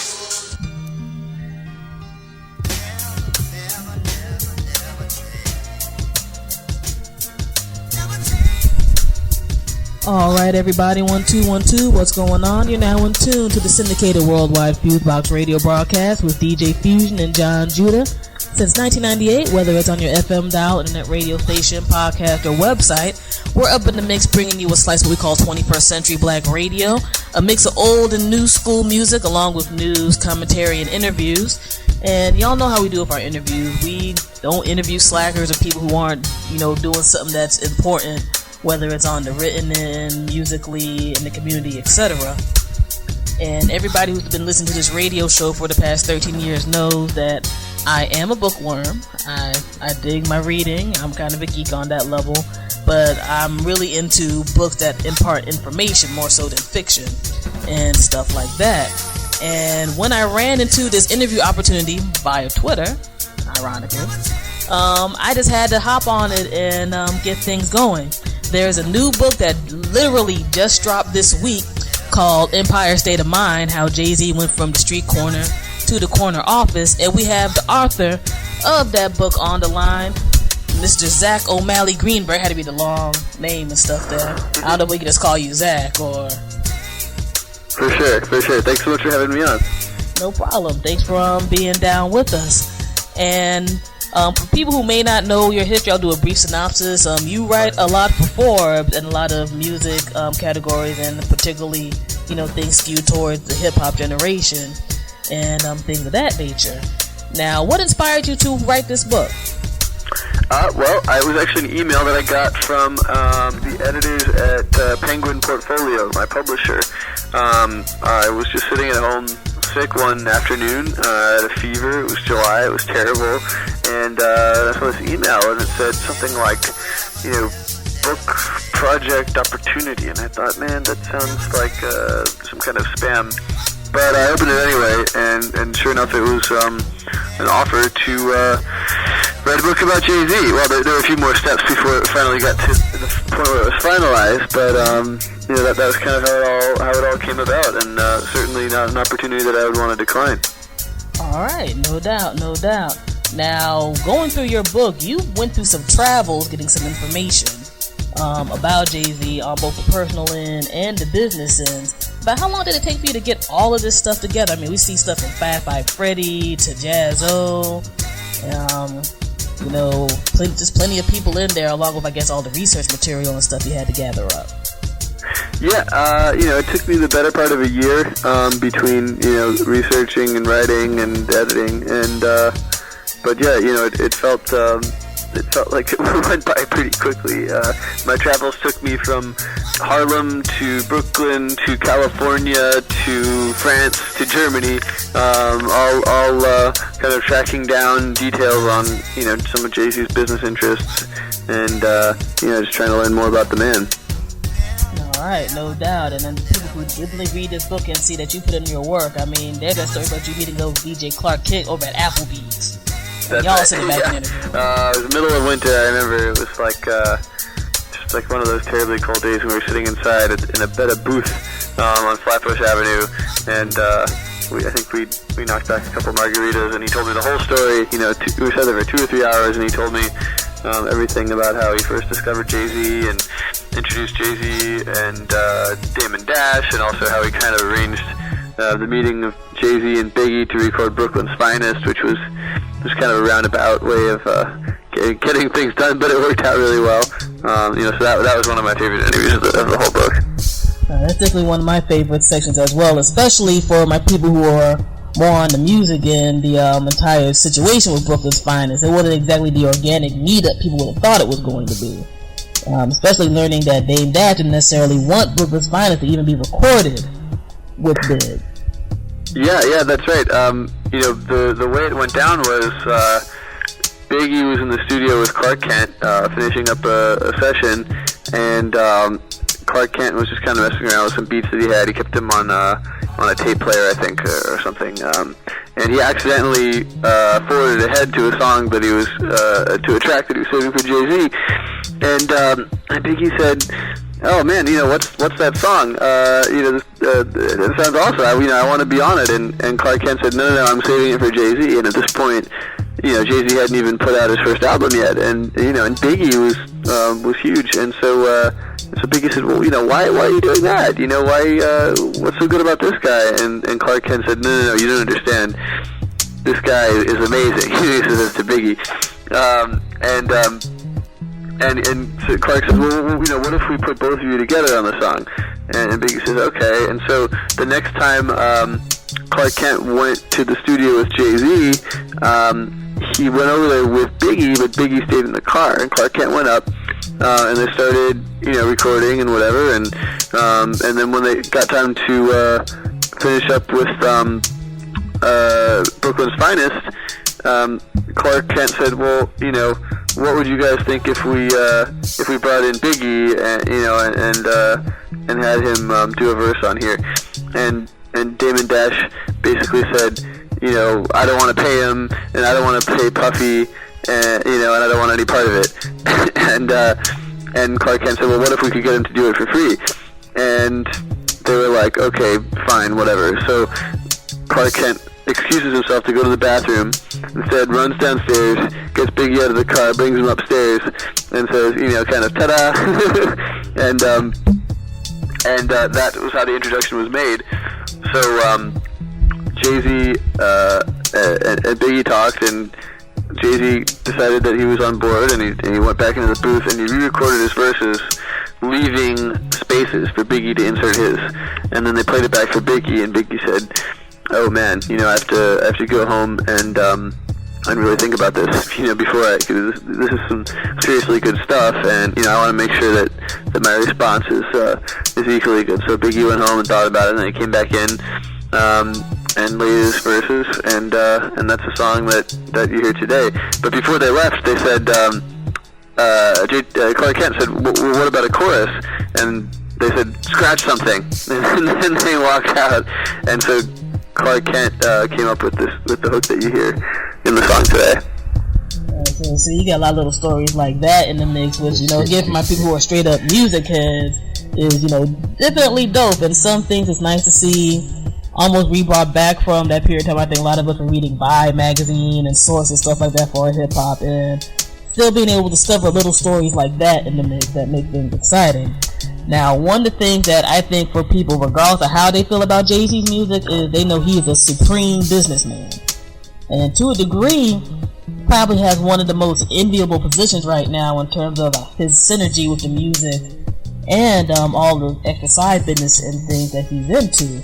Now, with that, there's a really nice breakdown in terms of the very beginning from when he first started, hustling in Brooklyn to the position that he's at now, including the time frame he was at Def Jam, the Rockefeller era, and I guess even that super beginning Rockefeller era before they actually got their distro deal and things via Def Jam. Now, one of the aspects I could definitely receive from your book is Jay-Z is a big money man, and sometimes people look like they get a little sacrifice for him to get that money. There's a lot of conflict from some people in this book in terms of how they see Jay-Z's rise. From your personal opinion, how do you see it on a business level? On a business level, I think you can't really place too much blame on him for anything he did. He really always followed the money, and not just where it was, but where it was going to be. And he always identified mentors and learned everything he could from them. But in the end, a lot of them he just kind of cast aside when they had sort of outlived their usefulness to him.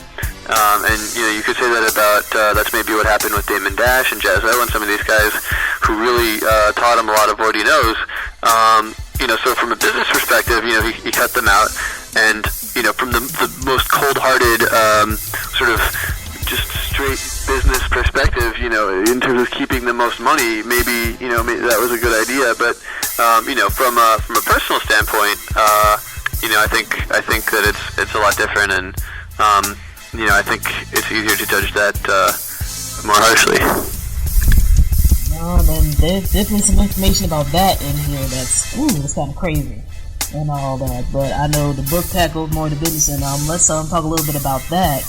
One of the things I think Jay-Z has been really successful in is being able to meld his own cred or brand into just about everything he does. And one of the great stories that's in your book is about the Rooker Park scenario when he had TMS Carter, and he was promoting the shoe and all the things over at that time, including the Black Album.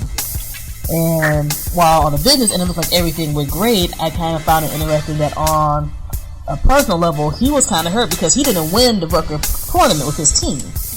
Like on a business level, you're like, yo, you killed it. You had New York sweating all the stuff that you were dropping, but on this one level, you're like, I didn't win all the way, and that seems like what's tends to be the heart of Jay-Z in general, is that he's just very driven. Yeah, that's right, and it's like he says in the song, "I will not lose ever." But I think a lot of it with Jay-Z is not just about winning; it's about not losing. It seems that it's not I will always win. It's I will not lose ever. He's just I think he's like all of us are. I think he's afraid of defeat. And the reason why the Rooker Park thing didn't work out, it really wasn't his fault. The blackout happened the night of the final game was supposed to be played, and then Jay-Z ended up having to make a choice between, do I stay for the rescheduled game, and sort of get all my ringers to come in. They had LeBron was going to play, and Shaquille O'Neal was in town to play. They already had Tracy McGrady, Sebastian Telfair, Jamal Crawford, some other guys. But Jay-Z was the one who was going to make the phone calls to make all of that happen again. And on the other hand, he he had a vacation to the south of France with Beyonce scheduled the day after, the game that was supposed to be played that was delayed by the blackout. So he was faced with this choice. Do I show up and make this happen, or do I go to the south of France and hang out with Beyonce? I mean, I think I would have chosen the latter, but that's what he ended up choosing. And I think what's really interesting is that when he came back, he put the kibosh on this documentary that Fab by Freddy had been filming about the Record Park run. That was really going to be a feature-length film, and Fab had plans to have it run the festivals and such, and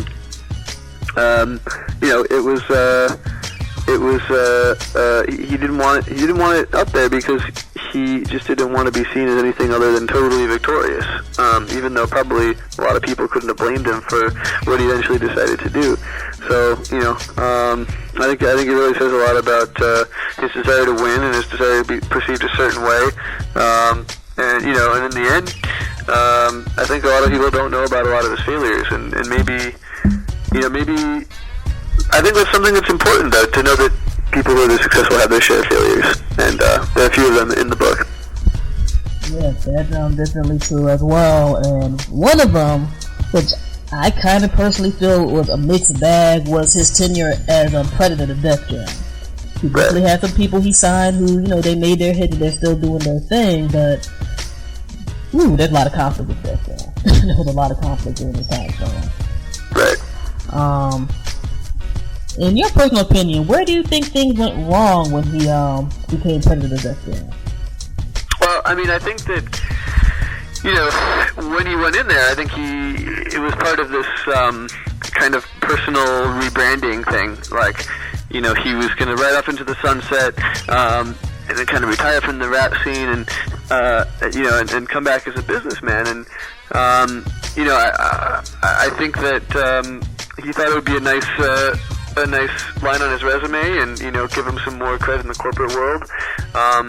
But then, when he got there, he discovered that the place was, sort of maybe not what he was expecting. It was just a lot of people who had been there for 20 years because, they signed some band in the 80s, and, he felt like it was a very sort of atrophying corporate culture, and I think he felt really restricted, and he wasn't able to make the kind of moves that he wanted to, have the kind of freedom that he wanted to, and so, I think he was restless, and by the end of it, I don't think it was much of a surprise that they kind of decided to go their separate ways, but, when you look at what he's done with Rock Nation now, he gets to do things that he was unable to do at Def Jam, create a headphone line, sort of do more on the artist management side, in addition to being a record label, that kind of thing. So, I think that this kind of autonomy that he has, working outside of the traditional record label structure, that's kind of what he was after, and that's perhaps why he was so restless at Def Jam. Definitely good information being dropped here right now. Now, speaking of some of the failures, one thing that I think Jay-Z has on lock is that essentially he's still one of the few celebrities where there's a mystery about him. People still don't necessarily know what's going on with Jay-Z, and in this age where, people will tweet they're going to the bathroom, that's kind of a minor miracle. Yeah, and I think that's deliberate. He's a more private person than somebody like Puffy or Birdman or somebody who really has. Jay-Z doesn't really do Twitter. I know he's got a handle, but I don't get the sense that he actually writes anything himself. You really feel when you hear a tweet from Kanye West that nobody else could have written it but Kanye West. And Jay-Z's a private guy. He's always been reserved more than somebody again like Puffy, who's sort of more of a charismatic figure in the middle of the room, making grand pronouncements and such. And I from people who I talked to in researching the book, that's just kind of how he operates. In meetings, he'll sit back, he'll observe, and then at the very end, he'll deliver his punch, he'll deliver his line. He's definitely a cautious guy. He's a thinker. He definitely doesn't tend to rush into things, and I think it all kind of fits together, with the privacy thing. No doubt. To a degree, it almost feels like his personality is a part of his brand. This kind of this subdued dude who, he'll show off the stuff that he wants to show off and everything, but otherwise, you just don't really know anything in his background. And when you brought up the failures aspect, it's kind of interesting, because I remember when Armadale was like the drink at the club, and and that's not around no more. Yeah, and I think that the reason Armadale disappeared can be very directly traced to one of his kind of core business principles, which is don't do anything unless you're profiting from it the absolute most amount possible. And so, when I think they launched it in, was it 2002, 2003 maybe? Mm-hmm. But shortly thereafter, he split ways with Damon Dash and Kareem Biggs Burke, and it was a three-way venture between the three of them. They're splitting the profits three ways. So once they were out of the picture, there was really no point for him to be rapping about it or endorsing it anyway, because why would he want to enrich, from his perspective, why would he want to enrich his former business partners when he could start a new venture that would enrich himself exclusively? And in the book, I get into his relationship with Armand de Brignac-Champagne, which, contrary to public statements both from him and from the Champagne Company, it's actually quite a lucrative relationship, and it's not just I found this nice bottle of champagne in a wine shop, and I'm going to rap about it from the goodness of my heart. It's a hard and fast financial relationship. Yeah, I remember all the sit-on videos, like Ace of Spades. It's like, yeah, it's not because you're against Cristal totally. You know what I'm saying? It's because there's something else going on. Right, and it's actually a funny story with that. Just today, that chapter was excerpted online in the Atlantic. Shortly after it went up, it disappeared. And I've been all day in the process trying to figure out what happened. And basically, after talking to the Atlantic, it's my impression that they started to worry that there would be legal implications from Mr. Z. So it's been a pretty interesting afternoon on that front. Wow. Okay, so we definitely know the hip hop generation will use some lawyers. Yeah. Right now. My goodness. Alrighty. See, we got the first scoop on that right now. So FuseBox Radio, y'all know how we do. One other quick note that I really wanted to bring up in this book is, and I'm sure some people are going to ask, is it's like, hey, you interviewed all these guys from different periods of Jay-Z's life, you put out all these interviews and things like that, so from business partners and personal people, why isn't Jay-Z himself directly interviewed in the book? Because he refused. He was the first person who I went to as soon as I got the book deal. Well, not him personally, I went to John Manilli, who he'd been kind of his point man for the coverage I've been doing at Forbes, and so I sat down with him at the Rockaware headquarters in Midtown, and I gave him my pitch, which was, we're writing this book about Jay-Z. We want to talk about, I'm writing this book about Jay-Z, and I want to talk about, his rise as a businessman and such, and, I'd love to sit down with him and kind of pick his brain, and, I thought it was a slam dunk. Forbes writer doing a business profile of a guy who, likes to brag about what a great businessman he is, and he really is a great businessman. But Manili's response was, what's in it for us? And I thought it was kind of obvious, but then, in hindsight, it's like, it kind of fits in with everything that he does, and if he's not profiting from it as much as possible, or, in this case, he wouldn't have been profiting at all financially, it's, I wanted to write a neutral book, and I didn't have any money to give Jay-Z, and neither did my publisher, and we weren't able to get them on board, so he didn't cooperate.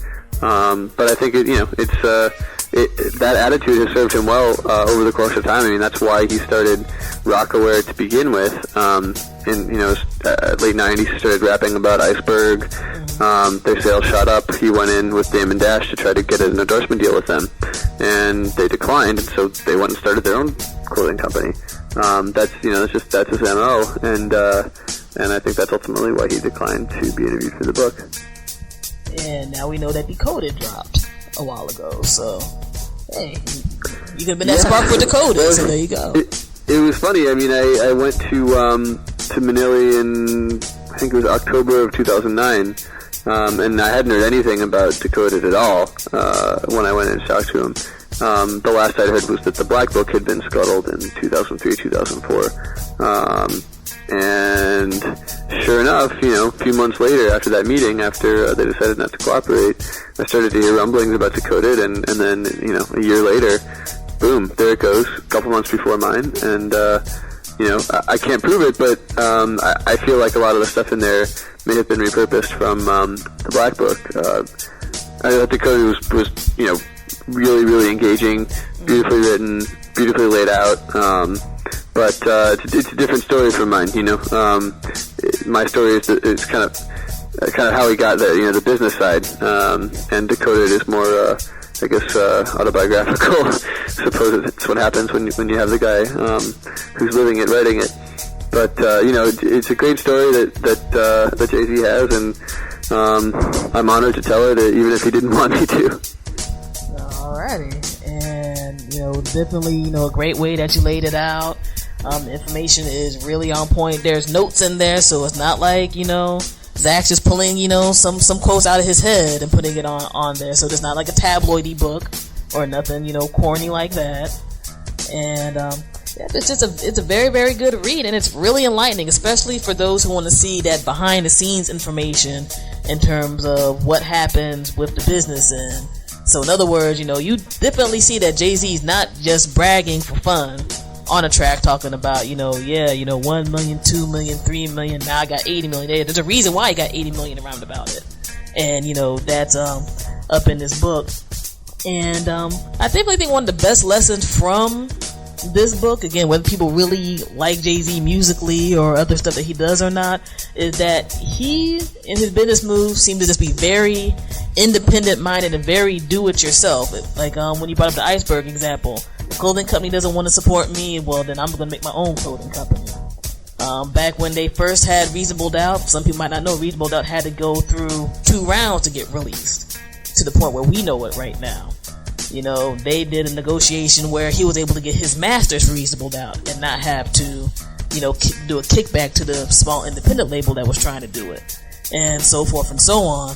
I think that with Jay-Z's story, the independent hip-hop mindset still lives. He's just doing it more on a grand scale, and really appreciate you writing this book to break it down in that way. No, thanks so much. It was a pleasure to write it, and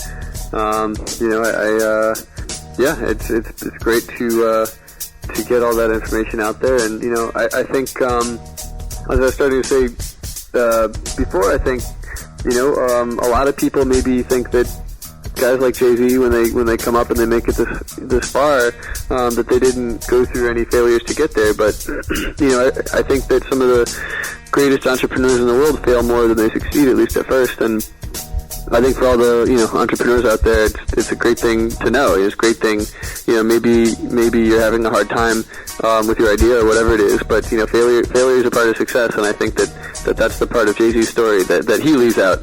But ultimately, I think it's very human, and I hope it's helpful to some people.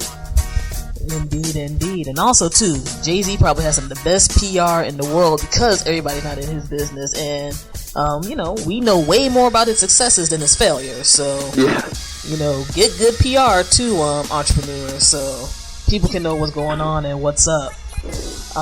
For yourself, definitely we want everybody to go ahead and check out and purchase Empire State of Mind, how Jay-Z went from the street corner to the corner office. It's in the bookstores now, Amazon, all those other good places. Click on it, buy it. I'm not going to recommend a book that's subpar or anything over here on the FuseBox Radio.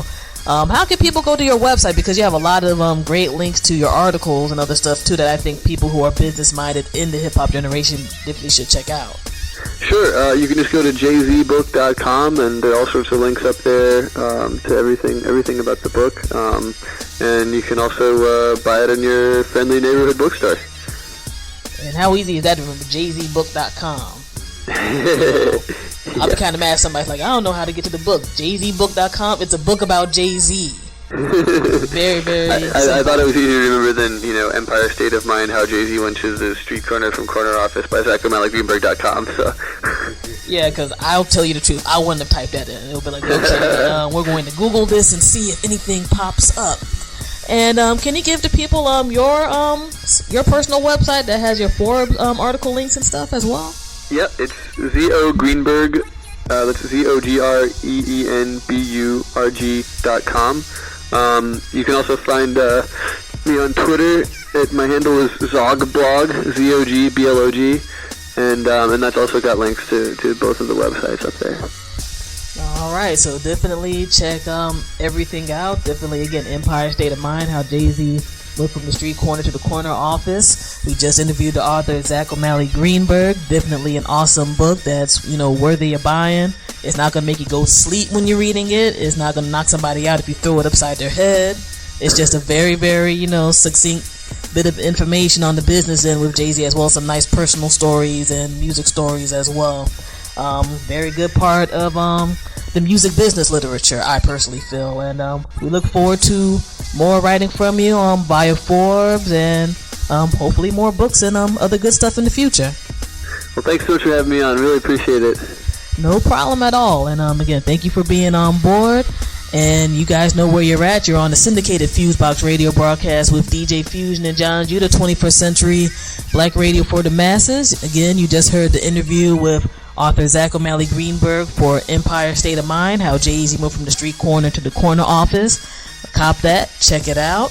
And shouts out to the publisher of the book, Portfolio Penguin, for having that faith to put out some different information on the hip-hop end than the norm. So we're going to keep it moving here and get back into the music mix. FuseBox Radio, DJ Fusion, and Jon Judah. Peace. Your success took a shot. What are you going to do now? How are you going to kill it? You're going to become unsuccessful? Frank, you can be successful and have anything. Be unsuccessful, too. We can have friends. I got these again, Breezy. Don't worry about it. Let that shit breathe. I used to give off, now I give off less. What do I think of success? It sucks, too much stress. I guess I blew up quick, cause friends I grew up with see me as a preemie, but I'm not, and my nuts big. I don't know what the fuss is, my career's illustrious, my rep is impeccable. I'm not to be off with. Let that shit breathe. I'm way too important to be talking about extorting. Asking me for a Porsche's like asking for a coffin. Broad daylight, I'll off your on switch. You're not too bright, good night, long kiss, bye-bye. My reply, blah, blah. Blast burner, then pass burner to ta-ta. Finish my breakfast, why? I got an appetite for destruction and you're a small fry. Now where was I? Let that shit breathe.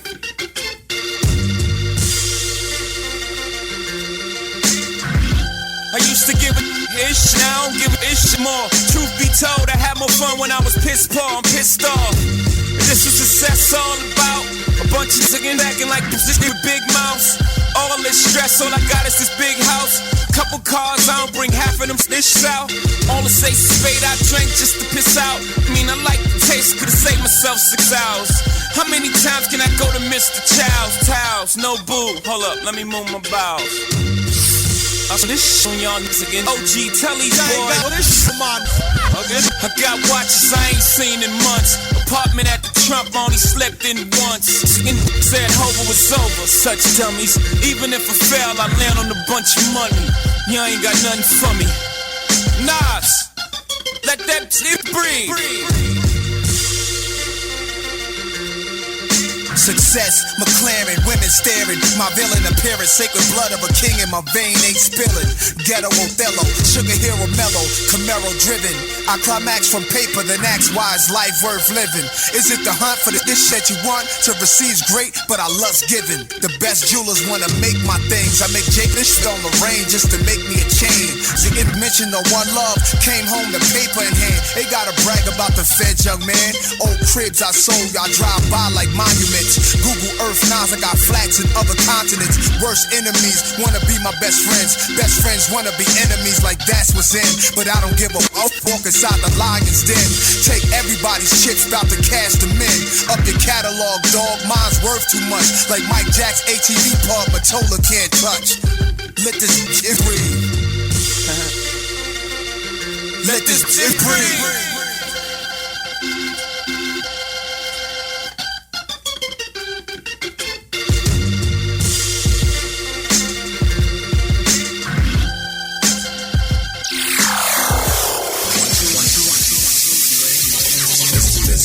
What's up, everybody? It's your boy right here, Lamar Blackman, and this is Direct Effects, The Jump Off, your hottest daily 5-minute dose of entertainment and college news, brought to you by the Black University Radio Network.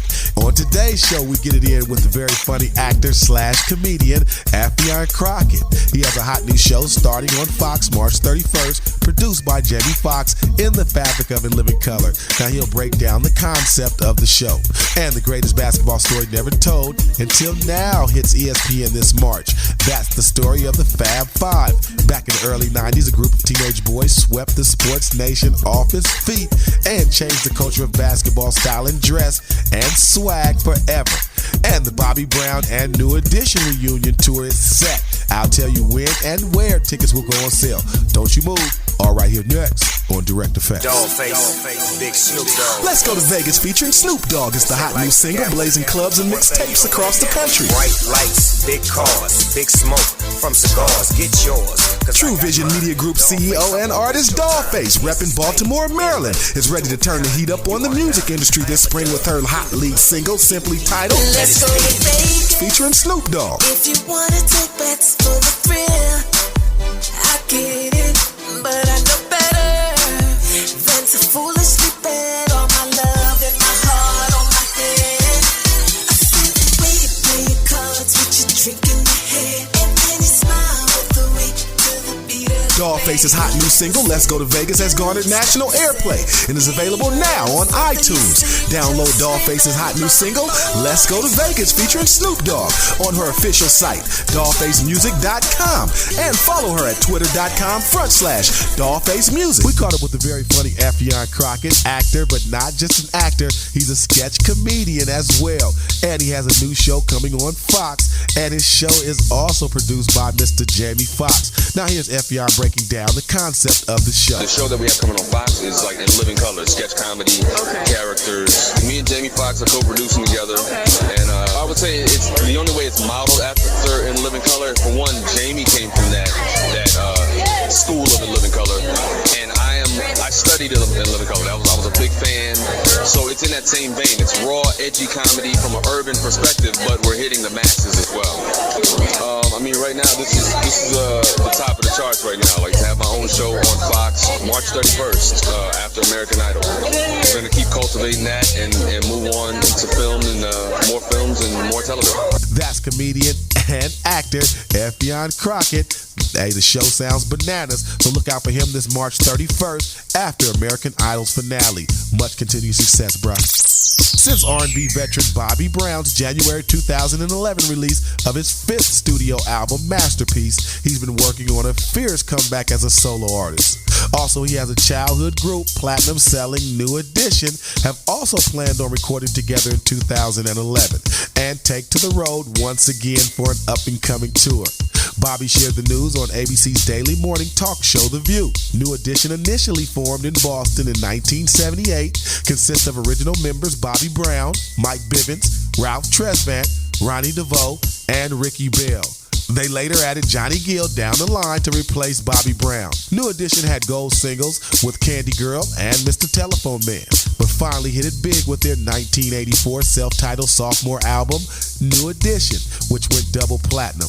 Brown left the group in 1986 to record solo after he was voted out by the group due to his behavior. But now they're all back together with something old and something new. New Edition and Bobby Brown coming to a theater near you. For more entertainment news, you can always visit eurweb.com.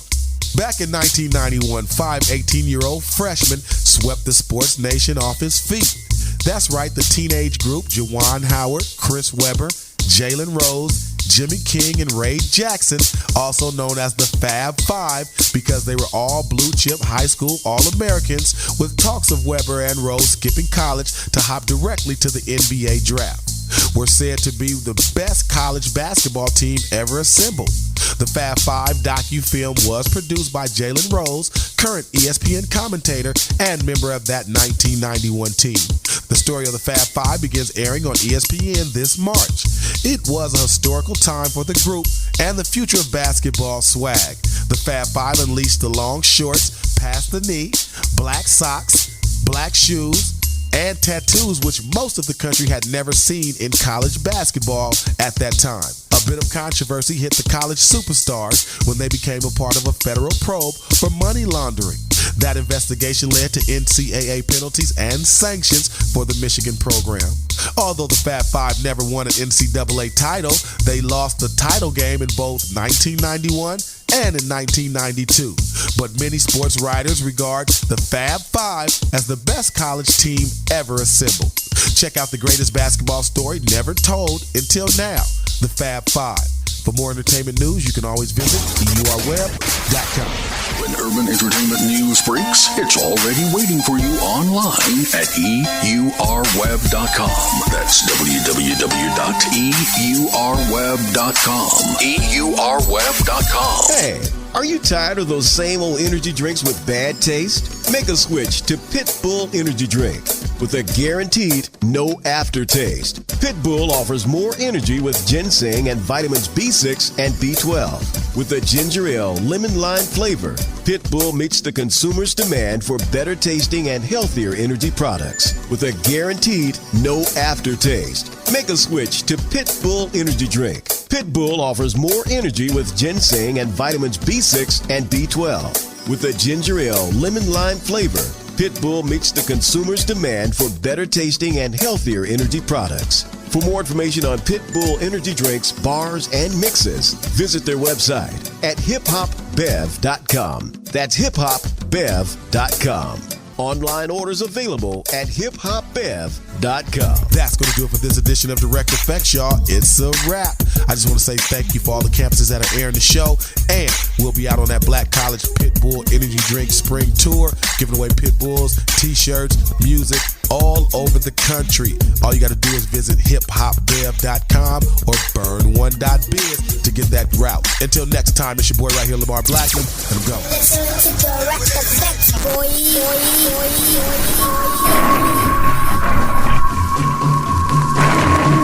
Ladies and gentlemen, you are now witnessing FuseBox Radio.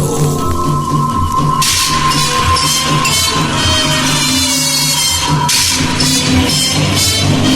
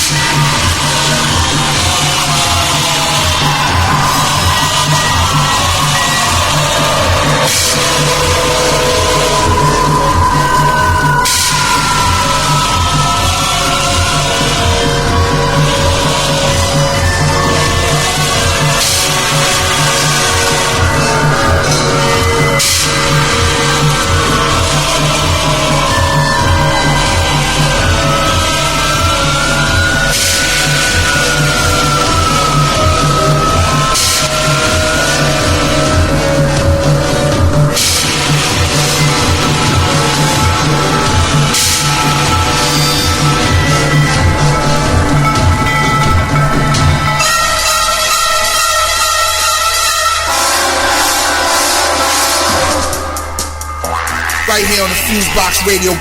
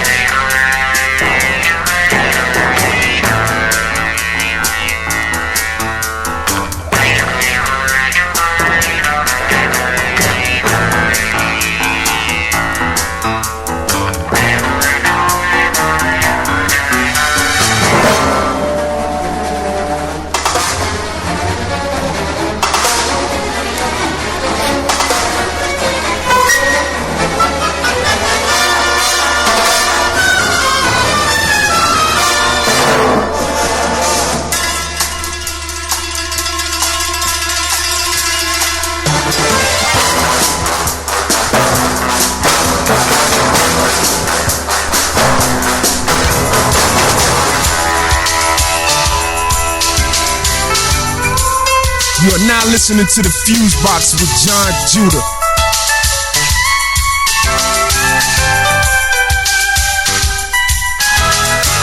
I wanna know, is it worth it?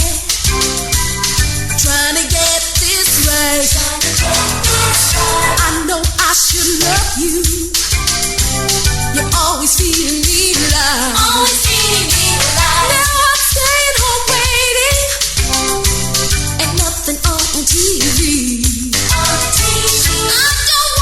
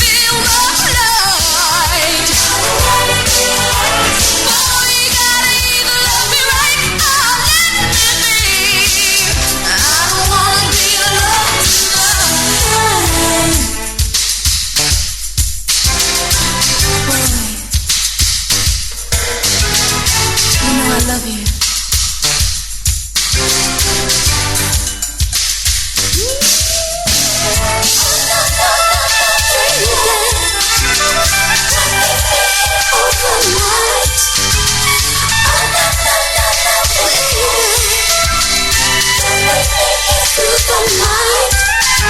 are now listening to FuseBox Radio. Here's a little song right now, ladies and gentlemen, that's designed to make you feel good. Designed to make you feel good. Says, I hear something saying,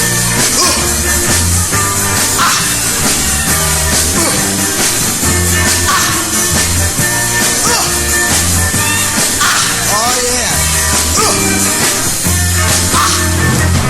That's the sound of the men working on the train. The gang. That's the sound of the men working on the train. Gang. All day long they're saying, yeah.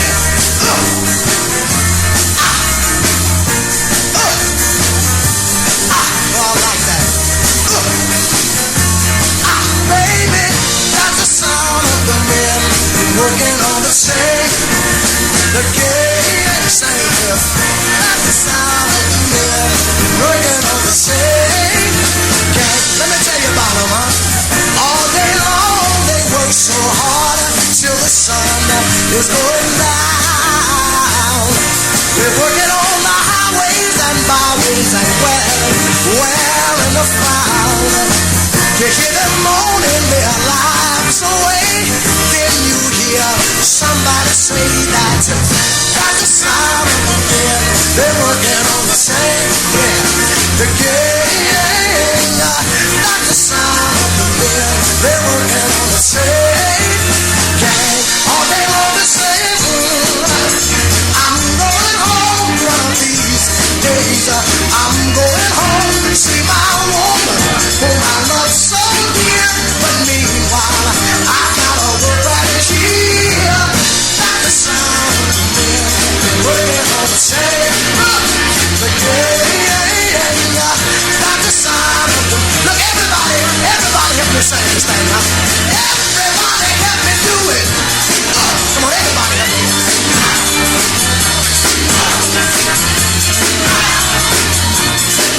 Oh, that's what I'm talking about. Oh, let me hear it out there. Oh, yeah. Oh, baby. That's the sound of the men. They're working on the same. Oh, yeah. The gang. That's the sound. One more time. I want everybody out there to help me with this thing. Everybody do it. Let me hear it. Come on, let me hear you. A little louder there. Oh, yeah. Oh, yeah. Oh, yeah. Oh, yeah. Oh, baby. That's the sound of the men working on that gang. That's the sound. We better quit working on the same. Ha! Yeah. Sound of the men. Sound of the men working on the same gang. Here's another song now.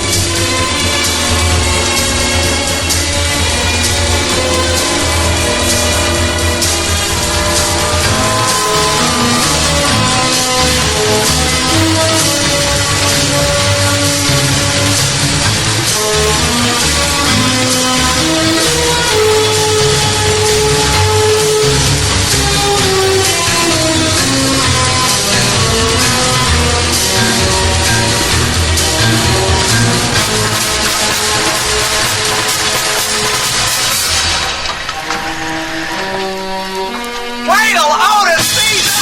He wants us. It feels so good to be back here at the Death Delay Club. We like to do for you now a tune entitled Shamalama Ding Dong. So hit it.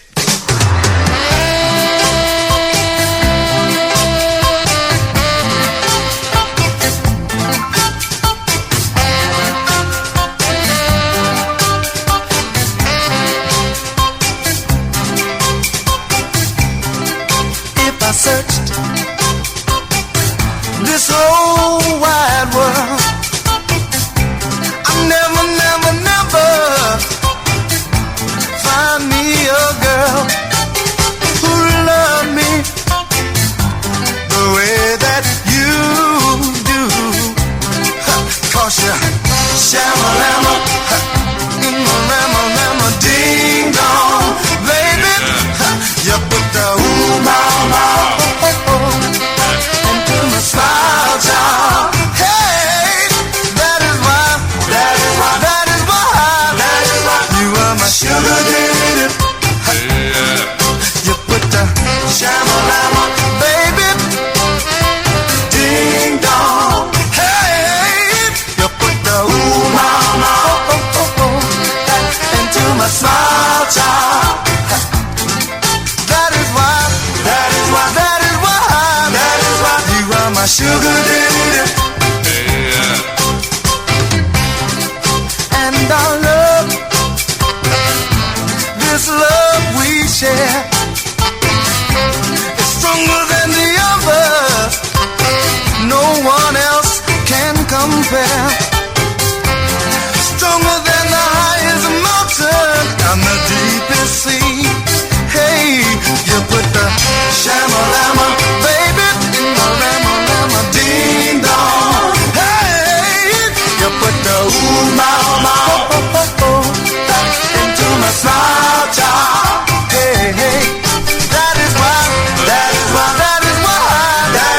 you are my sugar lady. Shamalama, baby, ding dong.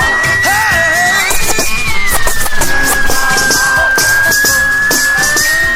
You are now listening to the FuseBox with Jon Judah.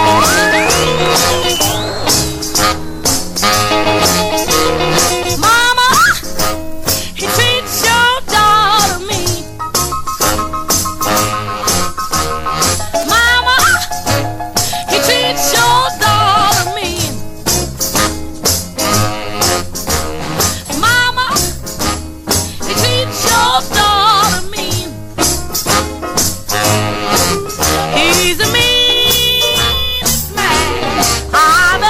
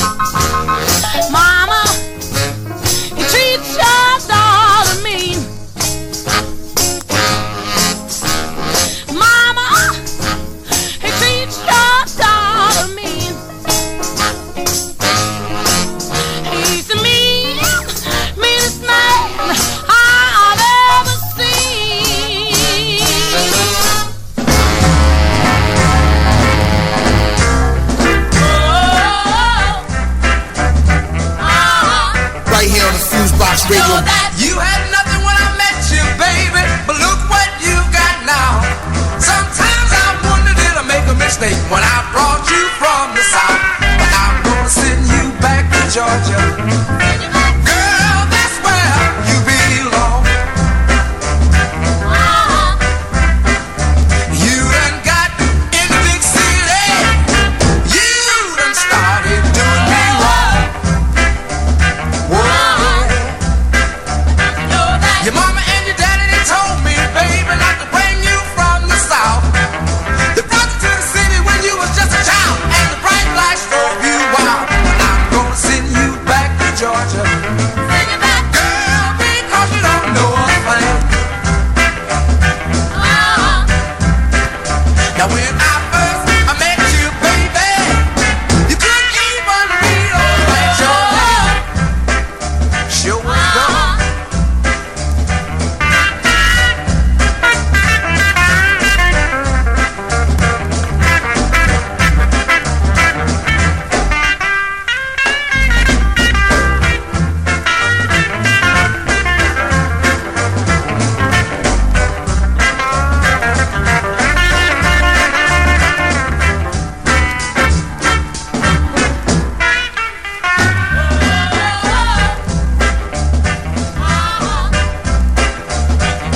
You run the streets with your bald head, trying to play the high class game.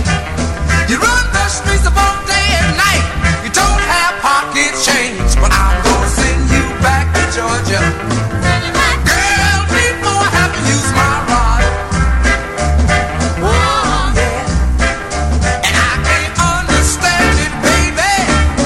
What is making your head so hard?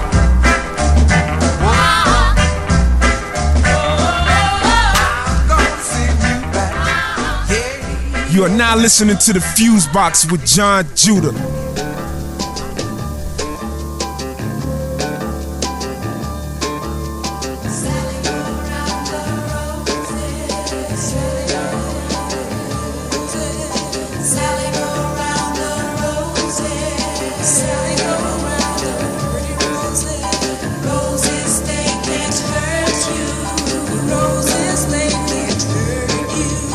Roses, they can't hurt you. No, the roses, they can't hurt you.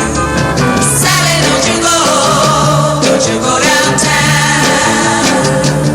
Sally, don't you go downtown. Saddest thing in the whole wide world is to see your baby with another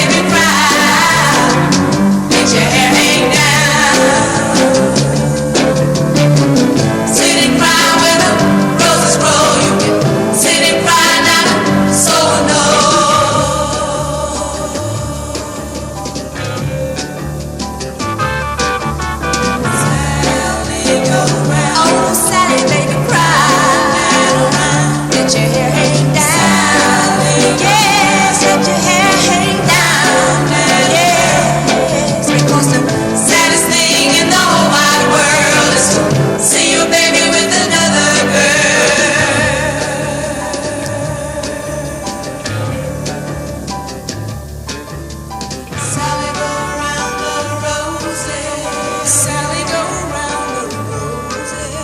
Sally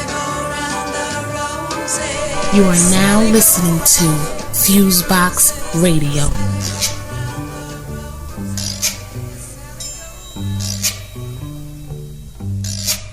Oh, when the sun beats down and burns the tar up on the roof, and your shoes get so hot, you wish your tired feet were fireproof. Under the boardwalk, down by the sea, yeah, on a blanket with my baby's where I'll be. Under the boardwalk, out of the sun, under the boardwalk, we'll be having some fun. Under the boardwalk, people walking above. Under the boardwalk, we'll be making love. Under the boardwalk, boardwalk. From the park you hear the happy sounds of a carousel. You can almost taste the hot dogs and french fries they sell. Under the boardwalk, down by the sea, yeah, on a blanket with my baby, that's where I'll be. Under the boardwalk, out of the sun, under the boardwalk, we'll be having some fun. Under the boardwalk, people walking above. Under the boardwalk, we'll be making love. Under the boardwalk, boardwalk.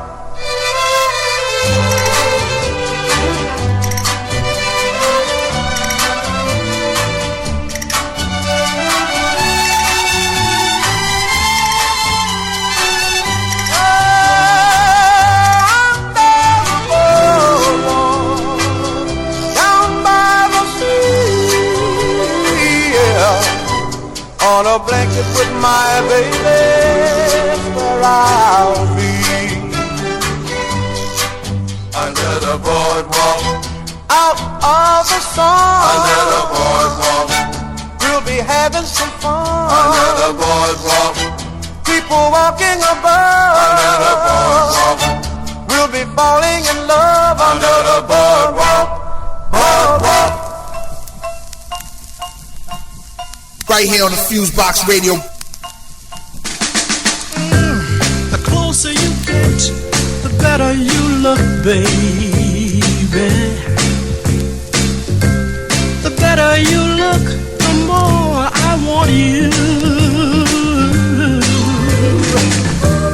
When you turn on your smile, I feel my heart go wild. I'm like a child with a brand new toy, and I get the sweetest feeling, honey, the sweetest, baby, the sweetest, loving you, yeah. The warmer your kiss, the deeper you touch me, baby. The deeper your touch, the more you thrill me. It's more than I can stand. Girl, when you hold my hand, I feel so grand that I could cry. And I get the mama, the sweetest, baby, the sweetest, loving you.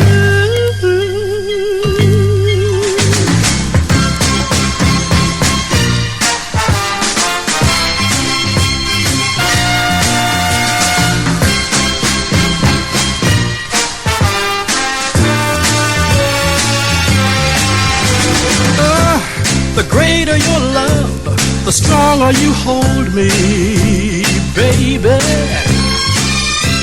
The stronger you hold, the more I need you. With every passing day, I love you more in every way. I'm in love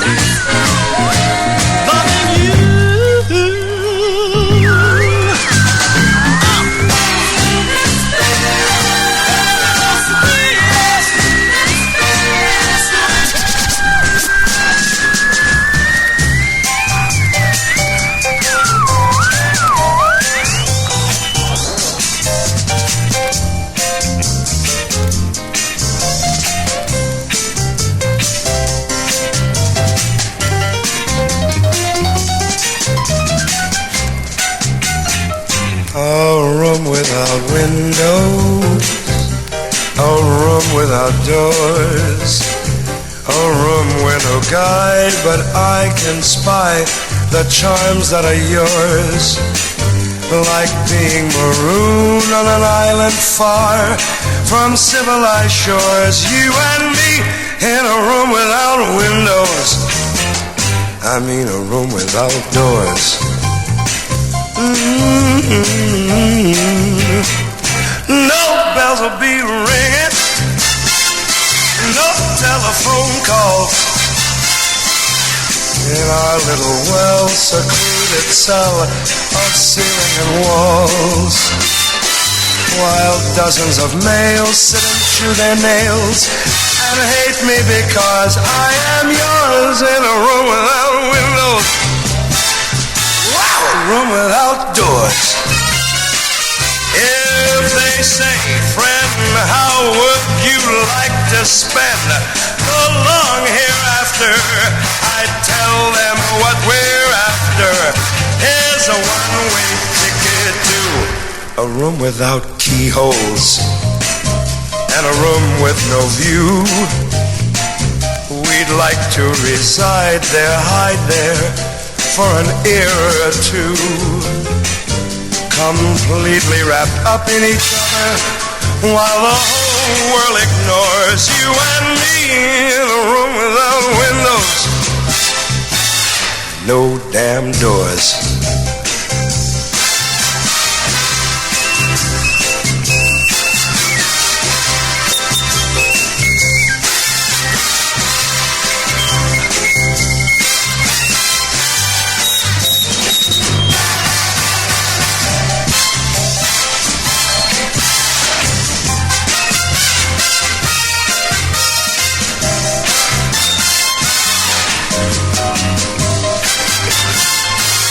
A room without keyholes and a room with no view. We would like to reside there, hide there for an era or two, completely wrapped up in each other while the whole world ignores you and me in a room without windows and a room with no doors.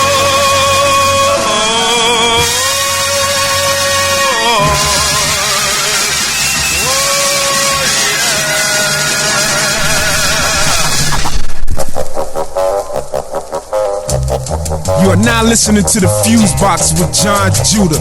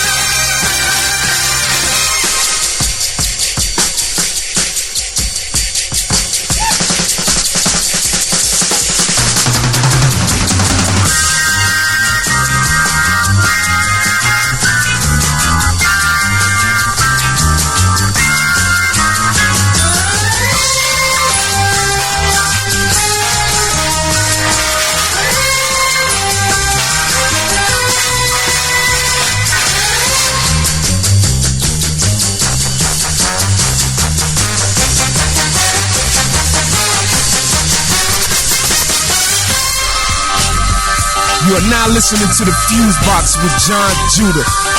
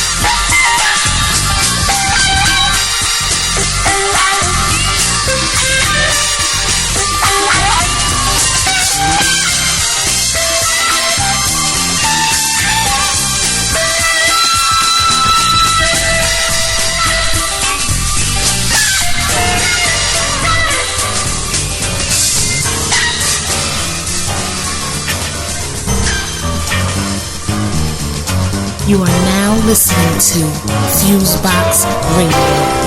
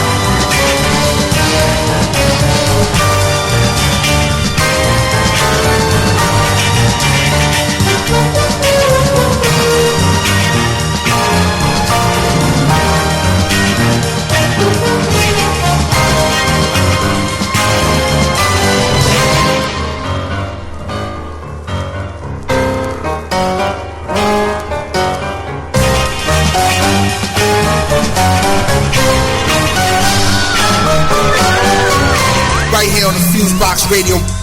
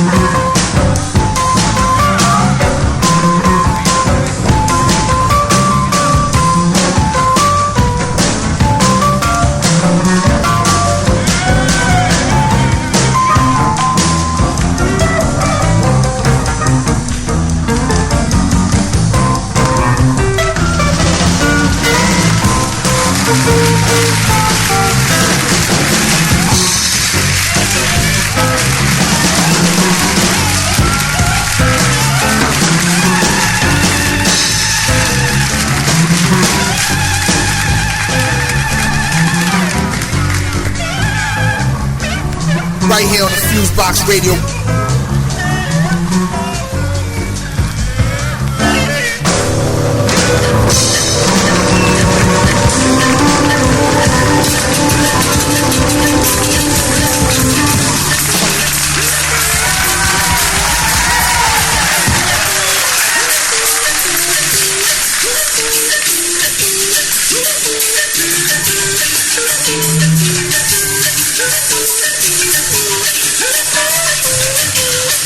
We'll be right back.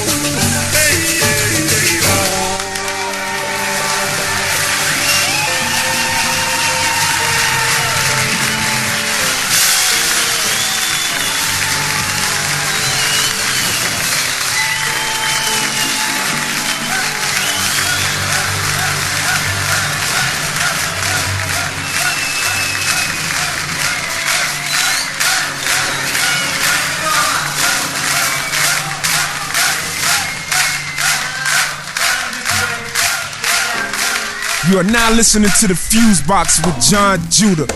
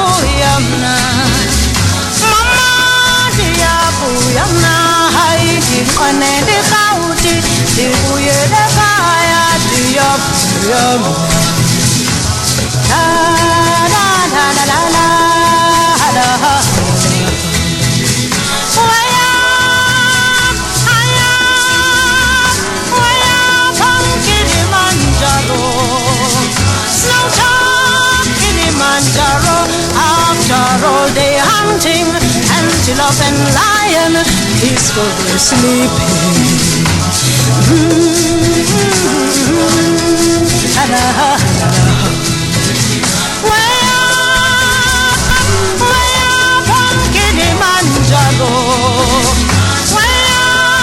Kilimanjaro, we made a campfire far up in the distance, that beautiful mountain.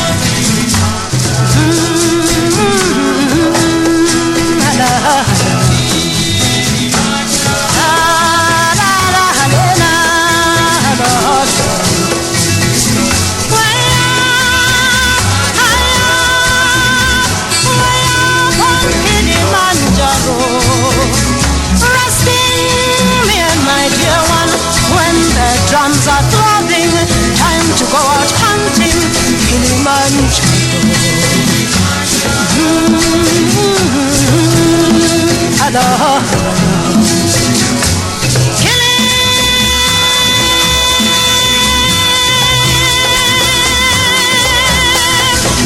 Kill him, kill the savage lion before the lion kills you.